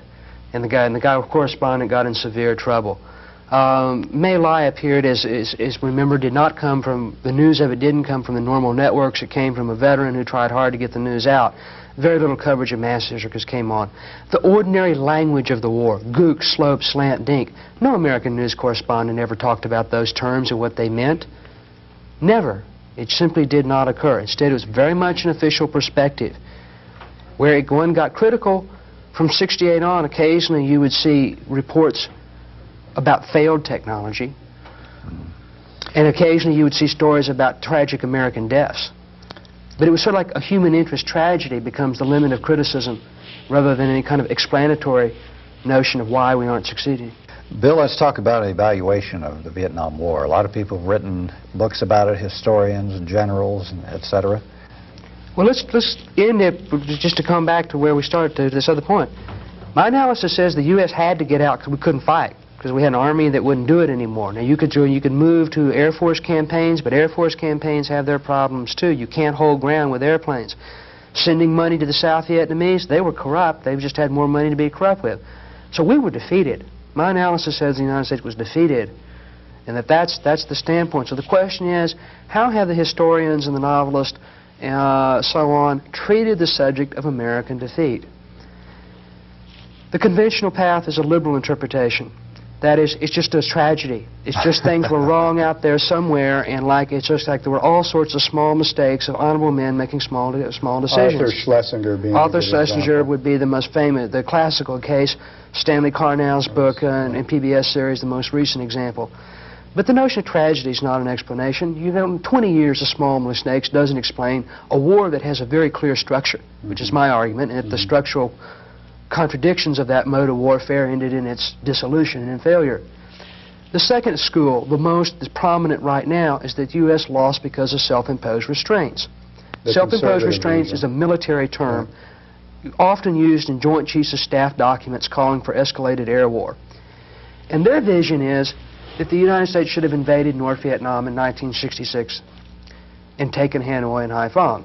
Of course, the only problem with that, every one of those peasants who had those guns shooting against the aircraft, the jet fighter pilots, they were also organized and prepared for invasion. And Doug, you mentioned you mentioned the fact that the North Vietnamese didn't have very many troops in the South. That was one of the major reasons. It wasn't that they didn't want to help their comrades and their Southern comrades. It was troops were being held back in part to protect the home front against a possible American invasion. According to Giap, the plan to fight a U.S. invasion was to let local militia and regional forces fight for the first day to 2 days. So once the Americans were tired, after 24 to 48 hours of constant combat, then the North Vietnamese army would enter the scene. In other words, this notion that the U.S. could have had a successful invasion is just the most bizarre, unreal, fantasy, unworthy of any kind of serious consideration. And even if they had put an expeditionary force in Hanoi and Haiphong, that wouldn't change the class structure in South Vietnam.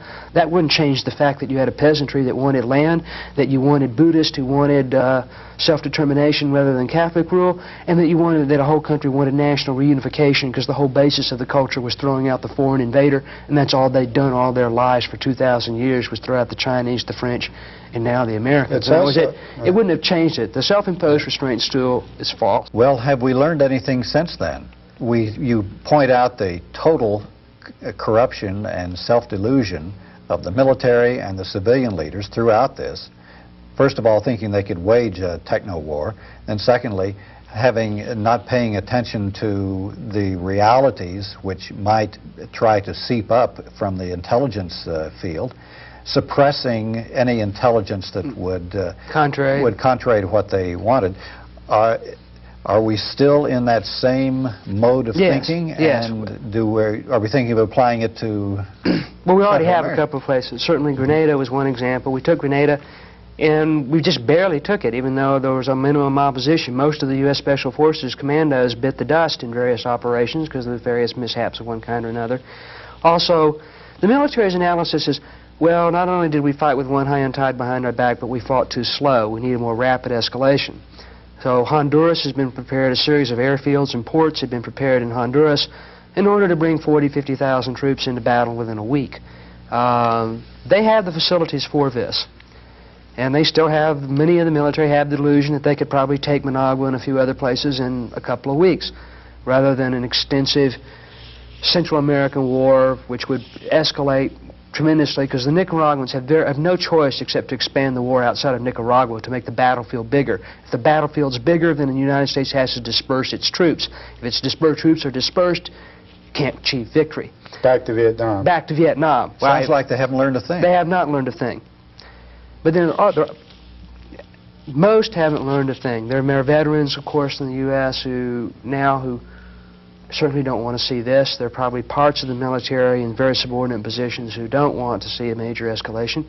But generally we're on track for another kind of major intervention. Whether or not it will be, since the Iran Agua crisis has emerged, that may be off for a while. I don't know.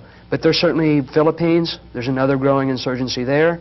The chances for another major intervention and another series of self-delusions are very, very high, because the people, the officer corps who were successful in Vietnam are the people who are in charge now. The people who were the dissidents, the few handfuls of lieutenant colonels and majors who just got repulsed, they got out. They resigned. Most of them did. Ironically, the Army itself recognized this in 1970 in a War College study, which indicated that there is a significant difference between the ideal Army values such as honesty, integrity, bravery, justice, and responsibility, and the real values which are practiced by the military in order to promote career advancement. Here is the study's conclusion. The present climate does not appear to be self-correcting. The human drives for success and recognition by seniors, sustained, if not inflamed, by the system of rewards and management which cater to immediate personal success at the expense of moral and ethical values, would appear to only be perpetuated by the current environment. The fact alone that the leaders of the future are those who survived and excelled within the rules of the present system militates in part against any self-starting incremental return toward the practical application of ideal Army values. And then the final reason I note the problem of learning is that there are cultural reasons that make the American people want to believe the self-imposed restraint school. And that is, we are used to the tradition of the cowboy who comes in and saves a society against the enemies when the power structure cannot defend itself. The idea of a weak authority that has to be saved by a warrior shows up in many places in American culture. In the Western, in the detective hero is outside the law. All the Superman and the Masked Avenger figures of the 20s and 30s certainly are able to foil criminals that legal authorities cannot. But also, isn't there a deep belief that technology cannot fail Certainly, in American culture, that if we have enough technological or military force, we can't help but win a war? It's hard not to believe in your hardware. Americans don't learn about social relations. They don't learn about class structure every day in the newspaper or about cultural history every day in the newspaper. They learn about what's for sale. Then what is the lesson of Vietnam concerning the limits of techno-war, the situations in which techno-war can destroy, but it cannot achieve victory. It can destroy land, it can destroy people, but it can't create a government, it can't create a culture, it can't create a society. I mean, this was another thing we tried to do in Vietnam, to impose the model of the consumer society on them and American-style supposed democracy, where there'd be elections, in situations where these just couldn't work. Oh, well, It did work in a way. In other words, yeah, people can become corrupted. They did get into their drugs and their Hondas and things, but it just doesn't build a stable society. It doesn't build people who are willing to die for that society. That was the whole problem they had. You had plenty of corrupted Vietnamese, but when it looks like things were near, they weren't willing to go out and defend Saigon to the death, or not. Instead, they bought their tickets out to the United States. Whereas the peasants were willing to fight to death just for land. Yes. And just for getting rid of their landlords or local oppressors. Yes. It made perfect sense to them. And there's been this problem, this so-called Vietnam syndrome, which our leaders have been complaining about all these years, as if there was a sickness in the land. The Americans, a loss of will to fight, yes. But it looks like the American public had a clearer picture of what the war was all about than the leaders. But how would you assess that, and do you think that they were overcoming that Vietnam syndrome now so that they can... Well, I don't think the American public ever had an idea what was wrong. They just knew something was wrong and that it wasn't getting better. In fact, I think indeed their fuzziness made it easier for people to believe the self-imposed restraint school, to believe that we lost because we didn't fight hard enough.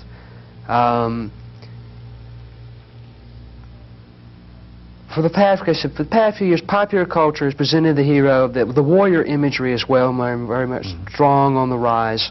We've had many classical war movies made and several kind of variant war movies made. It's definitely a war culture. How people, though, clearly, though, there's still a resistance. There's still a certain level in which the disaster of Vietnam is etched in at least some people's memories, and even though they don't have an understanding of why it failed or what the structural reasons, there is a fear that it will happen again. Well, a small landowning class, many of them refugees from the north, many of them Catholic, controls the nation's wealth. So Diem and the government, Diem uses then the army as a mechanism to collect rents. And during the first war against the French, the Viet Cong had redistributed the land to the peasantry. So when Diem came to power in '54 with the army and acted as agents of the landlord to collect years of back rent, essentially the internal class polarization increased one more time. And drove people of the Viet Cong into revolutionary perspectives. Exactly. And then Diem had to use more and more repression as a result of the dissatisfaction of the... And the repression in turn meant that in essence that the Viet Cong or communist forces felt like they had to resort to armed struggle again. So this is why you made your statement in your book that Diem had an army, but he was not a government.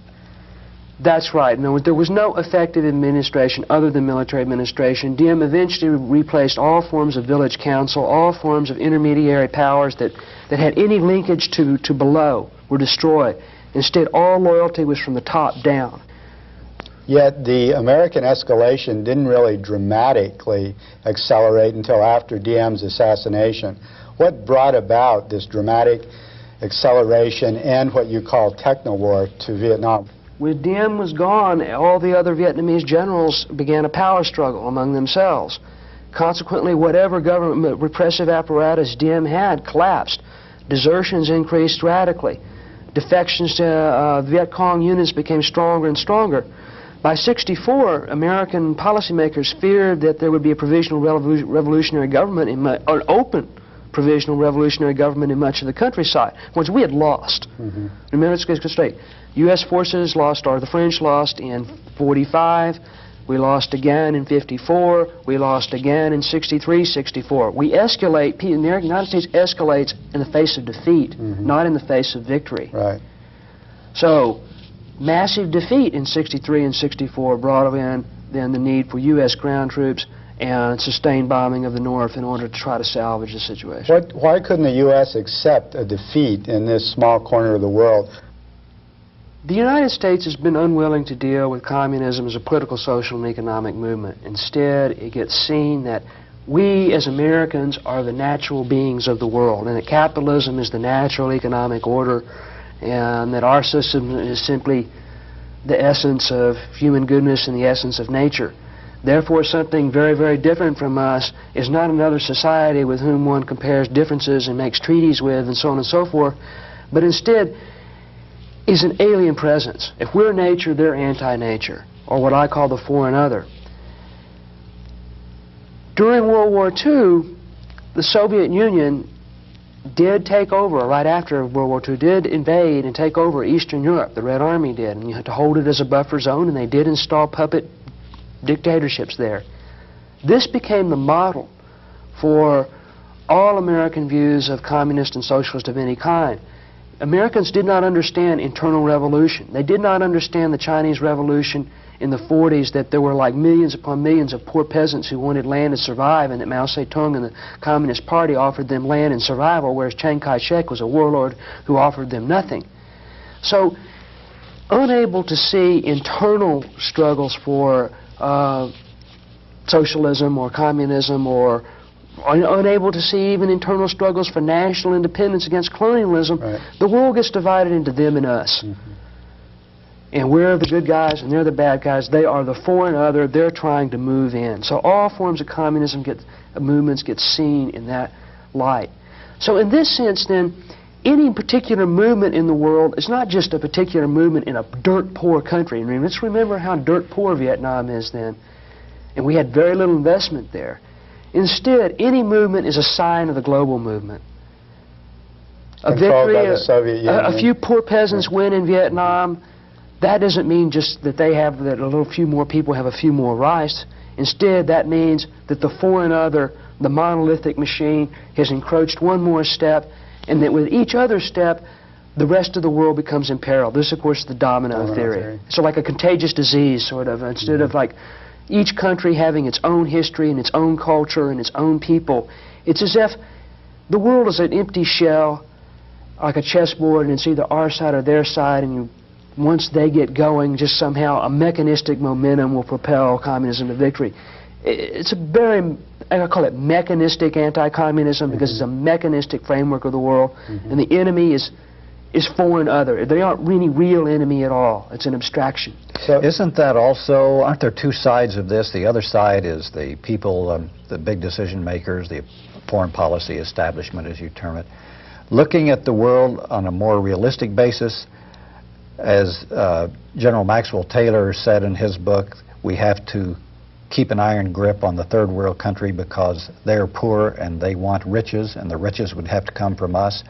So they look at any type of victory, such as in Vietnam, as providing an example to other third world countries, that if they can do it and get away with it in Vietnam, they can get away with it in other countries. So it's a universal sign. The victory in Vietnam is a universal sign of national liberation victory everywhere. A defeat in Vietnam means that all liberation movements will give up their struggles.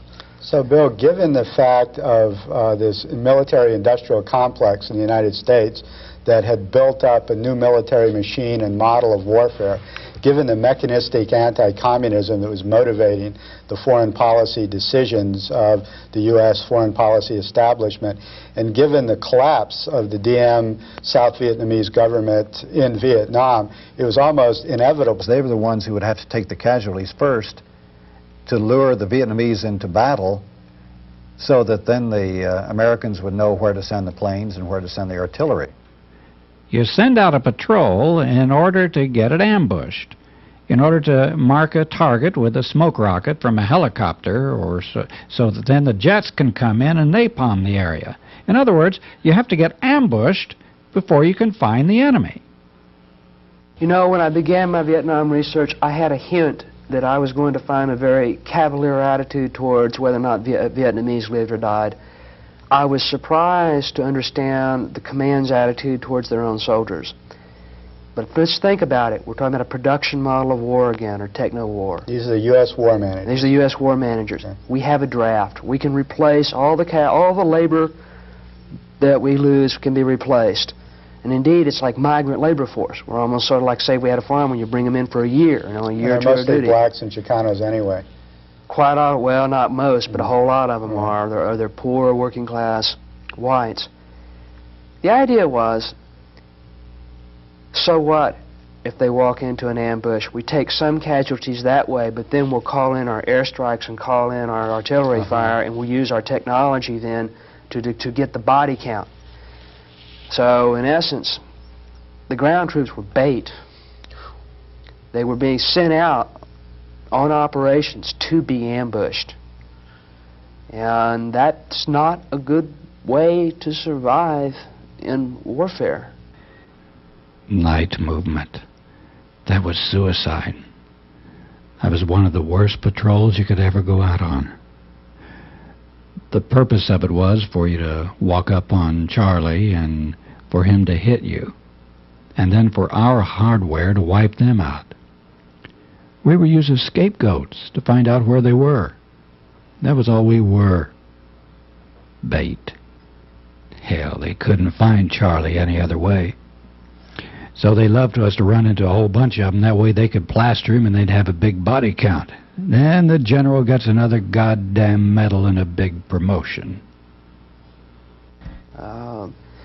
Let's also note again, the highest officer routinely on the ground during Vietnam was a captain. A captain was a company commander.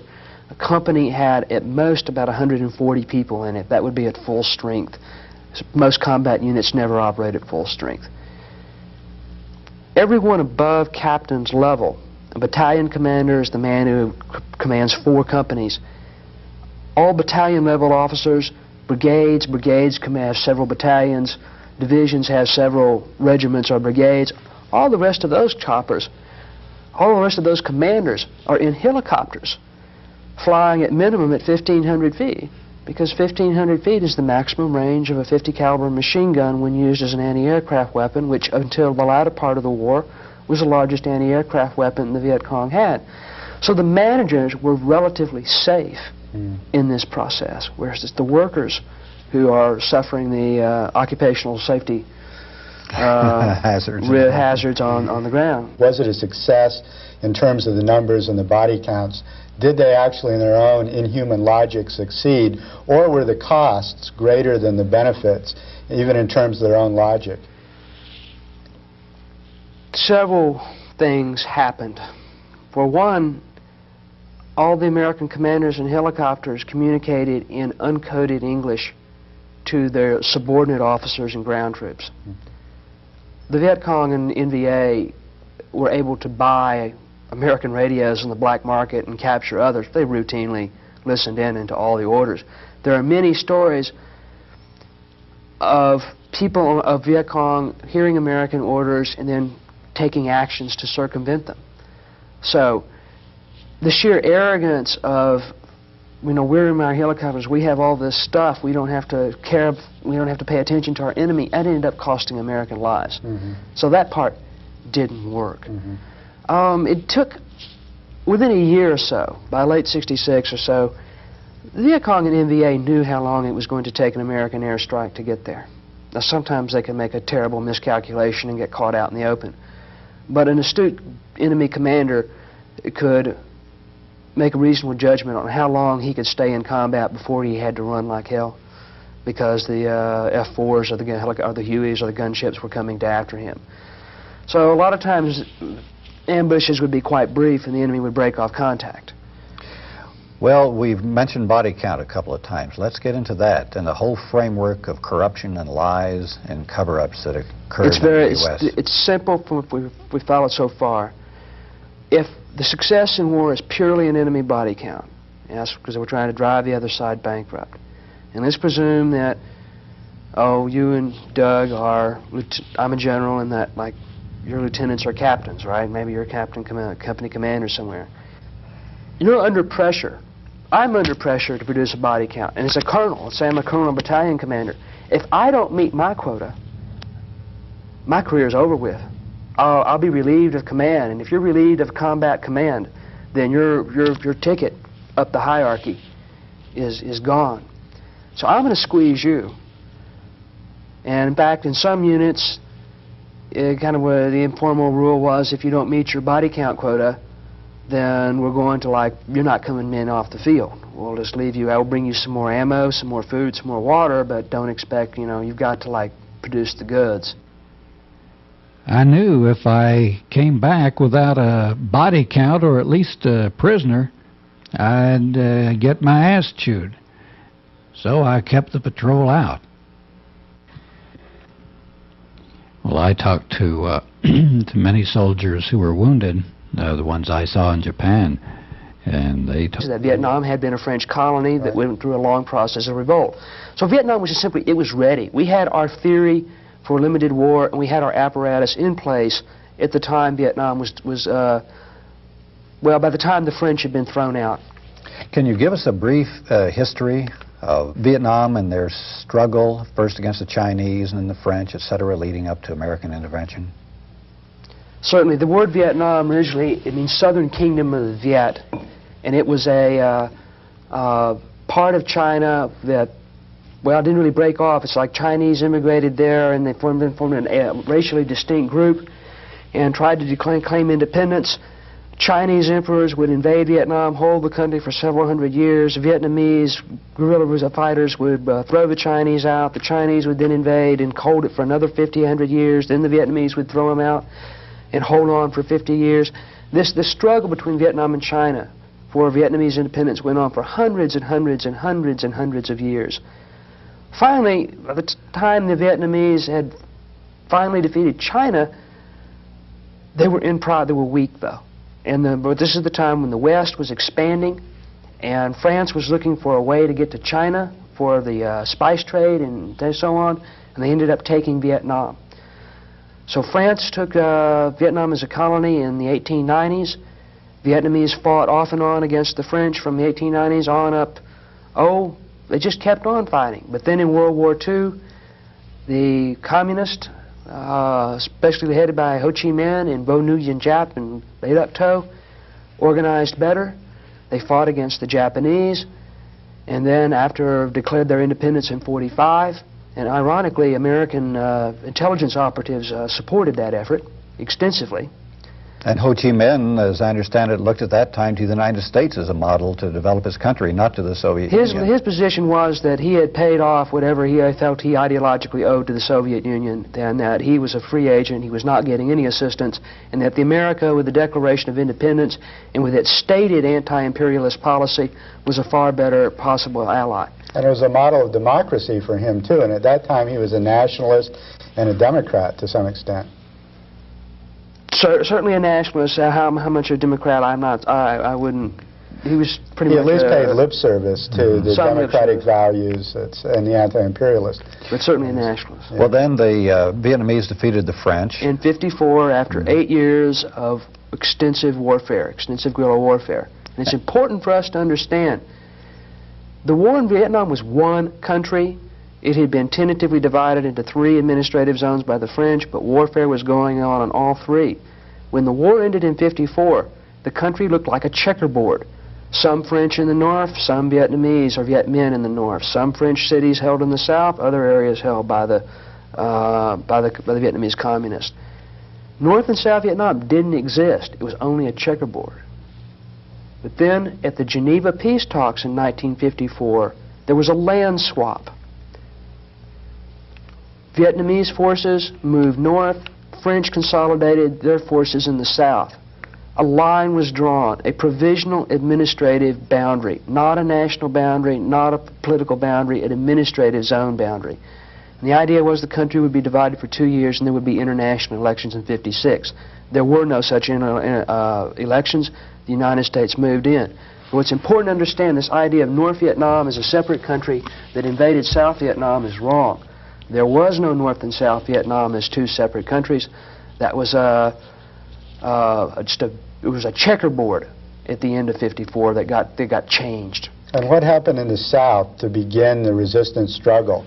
In '54, the Viet Cong in the South were told to put down their guns and that they were going to engage in political struggle for 2 years in preparation for the '56 elections. That became extremely dangerous. Diem, the man the Americans put in power, immediately went after and hunted down most of the communists, leftists, Democrats, nationalists. In other words, Diem and his family ruled Vietnam pretty much as a dictatorship. And finally, by the late '50s, the local communist and guerrilla and socialist and democratic apparatus was taking casualties so badly that they had to renew the armed struggle to survive. And so simply then the southern cadres put pressure on the North, on the Communist Party, to like reopen the military front and have a joint political and military strategy as opposed to simply trying to wait for international intervention or by the United Nations or something. So that's the origin of resistance. And what was the U.S. response to this then? Well, the response was quite simple. This is when the Green Berets, who had originally been formed to parachute into Eastern Europe to organize guerrilla movements in Eastern Europe, got reformulated as counterinsurgency experts, and they were sent to Vietnam by President Kennedy in 1960. There was also a massive increase in CIA operations. The whole idea of covert warfare, remember, in counterinsurgency warfare, remember we had failed at the Bay of Pigs in 1961? Mm-hmm. And so the idea was that we must become experts at fighting these wars of national liberation, and that we must have new warrior technicians who could intervene in underdeveloped countries and fix things.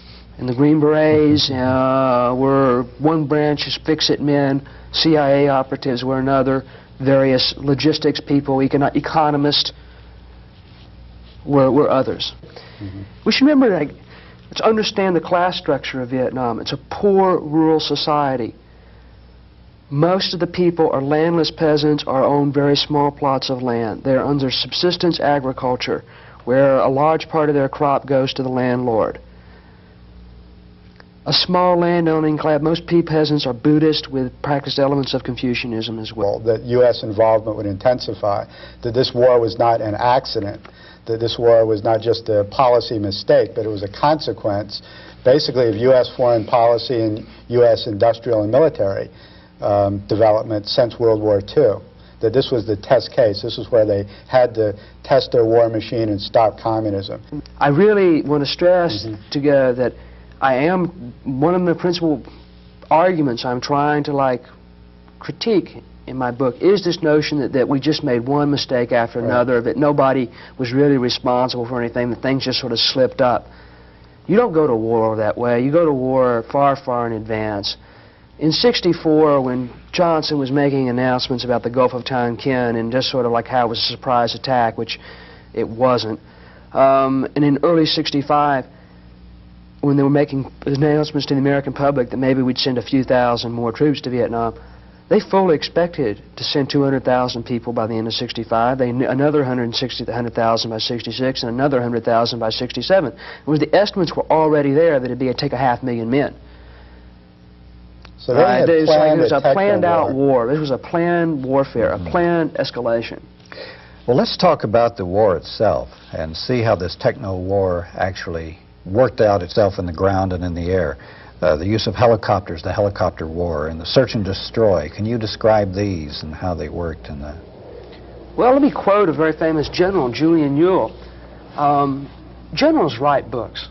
They're kind of like academicians. They need to write to publish in order to get further promoted up the hierarchy. We normally don't believe that, or think that way, but it's true. And to justify their actions. And just to justify their actions. All right, Ewell's book is called Sharpening the Combat Edge, the Use of Analysis to Reinforce Military Judgment. It's published by the Department of the Army. And in the first chapter, Ewell says that we could compare search and destroy operations in Vietnam to an assembly line. Wow. That it was literally a war factory, and that the objective was unlike a World War II or World War I, where you have a continuous front going on thousands of miles, and you have major offensives and then a counteroffensive and then a lull. In Vietnam, it's a factory. You turn the factory on, you let it run full blast all the time. And that's the managerial problem. How do you just allocate your resources given the fact that you've already decided to run at maximum capability? To produce body counts. To produce body counts. Search and destroy means that somewhere between several hundred and several thousand American soldiers are going to search a block of countryside for Viet Cong or North Vietnamese troops. And they're going to try to engage them in combat and, of course, and destroy whatever troops or whatever supplies they capture. In theory, it's strategic offensive, meaning it's a way to put the Viet Cong, make them weaker, to put them on to hunt them down. It's as if we're hunters and they're the prey. The objective is to kill the enemy so fast that we reach what's called the crossover point. This is General William Westmoreland's term. The crossover point means you're killing the enemy faster than they can replace their casualties. It's like you're going to drive the other side bankrupt. All right, so with all of our high technology, with our helicopters, our jet fighter bombers, our tanks, we'll just grind them up. Now that's the theory. The practice of search and destroy often turned out very differently. In that part of a factory means a set of routine operations. And these routines were quite visible to the Vietnamese. For example, we just didn't all of a sudden show up unannounced into an area and begin the search. Instead, you had to, like, reconnaissance planes had to go over it. Artillery guns had to shoot smoke rounds into the jungle, into the landing zone, so that all the other artillery guns could sight in so they could, like, fire protective artillery strikes around the landing zone. If you're any kind of Viet Cong commander, if you see a smoke round coming up in the jungle, why, you know that the Americans are getting ready to launch a helicopter assault. There aren't that many clear areas in mountainous territory or in swamps or in jungle. You can tell where the landing zones are. So many times the Viet Cong commanders had a very substantial advance notice upon when the Americans were going to begin an operation. Consequently, they had the choice: do we run and hide, or do we ambush? The Americans then land. The first wave takes the landing zone. The second and third waves bring in more artillery. If you're a Viet Cong commander, you get out your compass and your map. You draw a circle, a radius on their map, and that will tell you, because you know that American artillery, 105 millimeter howitzer, has a 10,000 meter radius. So you know that the Americans will not march further outside the range of their howitzers, so you can tell where the Americans are going to march. Do you run and hide, or do you fight? So the same kind of principle goes on. It's in essence, they knew where we were, but we did not know where they were. And they had the initiative. They then had the initiative. It's their terrain. It's their terrain. So in essence, even by the military's own statistics, roughly 3/4 of the battles in Vietnam were initiated by the Viet Cong and NVA, meaning they ambushed U.S. forces and could make a decision. Also, most battles ended when the Viet Cong and NVA wanted them ended. They could, like, initiate contact and break contact. And those are two crucial definitions of combat initiative. And your other statistic that only in 2% of the search and destroy missions did we actually make contact, original contact with the Vietnamese. So it was their choice the whole time. And as I understand, the soldiers themselves on the ground, they didn't like this because Vietnam, America's longest war, its most costly war, its first military defeat, and its most nightmarish national trauma. People are still asking, what went wrong? How and why did the U.S. get involved? Was Vietnam a tragic mistake, as liberals claimed? Did the U.S. lose because of self-imposed constraints, as conservatives claim? Could we have won the war if we just unleashed the military machine and bombed the North Vietnamese back to the Stone Age? What was the cost of Vietnam, the human cost, the political cost, the economic cost to both the United States and the Vietnamese? One person who has been researching these questions for over 10 years is William Gibson, who has just published a book, The Perfect War, Techno-War in Vietnam, with Atlantic Monthly Press. Bill is a graduate of the University of Texas, where he did his undergraduate work, and he got his PhD at Yale University and is now a professor of sociology at Southern Methodist University in Dallas. And we're very pleased to have you with us today on Alternative Views, Bill, to discuss your Vietnam book. This is an incredible book, Bill. If you have read a lot about Vietnam, or if you have never read anything about Vietnam, this is the one you should read, because it shows the picture from the top, from the bottom, and it gives an explanation as to what really happened there and why things happened.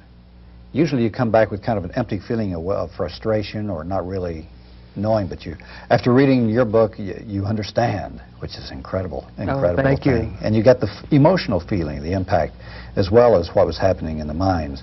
And these incredible stories like how the North Vietnamese were able to bring down American jets just by lying on their back and firing .45s and rifles up into the sky. But I'm getting ahead of the story. Yes, Bill, let's begin by talking about what, in your opinion, is distinctive about the Vietnam War. What brought about U.S. involvement in this ill-fated adventure? The most distinctive feature of the Vietnam War is that it was the first war in modern times to be fought from a managerial business perspective. During World War II, U.S. industry made a massive contribution to the war effort, and American military men and political leaders fully appreciated that effort. During World War II, the military partially adopted a business model of organization for their supply operation. After World War II, they began to think of combat as also a production process. The officer corps were seen not as gladiator heroes who were leading men in combat, but as war managers. In turn, the enlisted men were no longer the citizens of a nation, but they were workers. Managers and workers worked on a production line to produce deaths, and the product then was enemy body counts. So just as American society's strength, supposedly, was high technology, capital-intensive business, so too would we fight wars as high technology, capital-intensive warfare, and we would literally drive the other side bankrupt. So it's this production model of war, or what I call techno-war, that distinguishes at a primary structural level Vietnam from other warfare. So then in this way, we couldn't lose because we were fighting a small, underdeveloped, untechnical third world country with peasants, basically. Exactly. From an American perspective, if the only thing that counts in warfare is technology and economics, both in your economy and how you translate your economy into your military, then it was impossible for us to lose. It was theoretically impossible for an underdeveloped peasant economy to beat the United States. It just couldn't happen. Therefore, whenever we ran into a problem in 54 or 60 or 64, at every time the U.S. was defeated, we always thought that if we escalated to the next highest level, we would win. It's a closed system. And Bill, why was Vietnam chosen as the site for the first techno-war? There's no historical reason for Vietnam. In other words, really Vietnam as a country, as a people, as a culture, didn't really matter to the Americans. So there was nothing about the country per se to make us fight there. It was simply the time when this whole apparatus of warfare was developing vis-a-vis the time when the situation in Vietnam was deteriorating from an American perspective. Techno-war, or this production model of war, got its big push in the 50s. Because after World War II, when we had the hydrogen bomb or the atomic bomb, and then later the hydrogen bomb, and the Russians didn't, it seemed clear to us that our mastery of the world was just unsurpassed and we could not be challenged. But when the Russians had the bomb, and we were in a situation of potentially mutual destruction, where they could destroy our industrial apparatus, then this made the Americans feel impotent. And so the question came is, how can we develop a form of warfare and exercise our power in the world without threatening nuclear war? And the idea, developed by Dr. Henry Kissinger, who at the time was a professor at political science at Harvard, was what's called limited war.